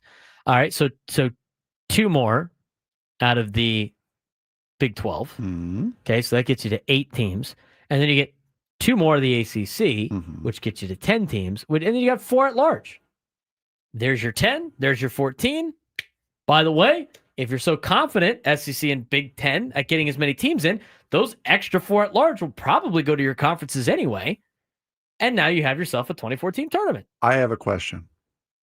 How many of those 4 at large teams are going to be automatic bids for Big 10 teams or SEC teams? How, like, automatically or just them picking it? How many of them are going to automatically go to Big 10 and 0? Well, then the at-large ones. Then no, that we can't. No, we can't do that because we just want it to be the Big 10 and SEC league because everything's rigged against everybody else. Well, now when you put it like that, that makes it seem bad and nefarious. That's right. Yeah. Well, but that's the case. No, we have more fans than everybody else. Therefore, we're better. I mean, you're just saying true statements here, but when you put it in such a negative light, well, that's because it is negative. It makes it sound so nefarious and so bad. I'm just saying. So am I. This is a joke. Can we please think of the little corporation for a second, please? Who? Like the Big Ten and like the Big Ten and the little ACC. guys. Can we think of the hardworking guy, please, for a second? Right. Let's reward teams like Virginia, who hasn't done S in eternity, but you know what? They happen to be grandfathered into the ACC, so therefore they get the benefit of being in the ACC. Let's look at teams like Duke in football. Smashing the numbers. No, I am not playing chess with Braden right now. I am intentionally trying to make him mad. And it's not working because everything you're saying is foolish. So, and I don't, argue with somebody that's saying stupid things. Exactly. Corporations are corporations are people too. Like, what are we doing? Come on now. Mike B says, "Hey, give the Pac-7 an auto bid too." You know what? All 10 conferences should be represented. Again, that P stands for what? P stands for power. Power. It's the Power Act-12 conference. Power Athletic Conference. That's what the P in PAC stands for. I'm just saying. I'm so glad the chat brought that up instead of me having to bring it up. It's nice that that's catching on. Power. Power Conference. The Power Athletic Conference, not the Pacific. It's the Power Act 12. It's not the Pacific 12. It is the Power Athletic Conference. Anyway, it's so simple. It's so simple. They won't do it because they're greedy, but it's so simple. I don't know why it's so difficult for the powers to be, aside from their wallets and their greed getting involved. And they're going to single-handedly ruin college football for everybody. They are going to kill the golden goose. How many times have we said that? Mm-hmm. And then they continue to do dumb things because they're greedy. And they don't understand that they can still make money doing what everybody else does. Everybody else does it. But it's so difficult for the power level of college football. Division I FBS football can't pull their head out of their own ass. They can't do it. It's too complicated for them. God forbid they look down one division. Where's the Mike Leach speech? I need that back on the entire playoff thing. It's right there. The FCS has 24 teams. And guess what? The little Pioneer League that's non-scholarship football, if you win the conference, you get to go to the dance. Do they ever win? No. They're non-scholarship. They get smoked by North Dakota State. But you know what? They have a chance. It would be so much better for college athletics if you just gave them a chance. Why is the NCAA tournament for basketball so great? Why is it so great? Because George Mason can make the Final Four. Because San Diego State can make the national championship. Because University of Maryland, Baltimore County can beat the number ones. That's why it's great. Why eliminate that? And if anybody starts popping off about bowl games, I'm going to lose my mind. Army in the competing to make the college football playoff is must-watch television. You know what's not? Watching mediocre Power 4 schools who just leech off of the conference they're in getting rewarded. If you dislike the fact that the Pirates don't spend any money, you would also shouldn't like the fact that Northwestern collects a check and then never performs. It's the same logic. Why should Northwestern, Maryland, and Purdue get the benefit of being grandfathered into this conference instead of letting everything happen on the field and then putting together a tournament? It's possible. I'm telling you, this is the show for football. There's other shows out there that think they could talk football like us. It's not going to happen, Frank. No, if you want a college football talk show, if you want a soccer talk show, right here. Here is where you go. 10 to 2 every day. NFL, college football. Oh, and by the way, and most of our show is going to still be Padres baseball. Yep. You're talking to two college football sickos. Frank agrees with me. He's just being... Yeah, I'm playing the other side. He's just being a you-know-what. He's doing this on purpose. Yes. Probably because all the comments about him showing off his legs. But you know what? That's neither here nor there. He's doing this on purpose. He agrees with me. I know he does. I can see in his face because he's doing a very poor job of trying to play devil's advocate. I was not trying to play devil's advocate. If you saw me try to play devil's advocate, you would know. Frank couldn't even do it with a straight face. That was me being as sarcastic as I possibly could. So on board with what I had to say, he was like, he was stewing trying to say the other things. Stewing. Think of the little corporation. That one almost got me to throw up. Oh my God. That probably gave you chills. All right, hopefully the Padres beat the Giants tonight, huh? That'd be nice. I think they will. Okay, for Frank Marchese, I'm Braden Surprenant. Gwen and Chris coming up next. This has been the Braden Surprenant Show. We'll talk to you tomorrow.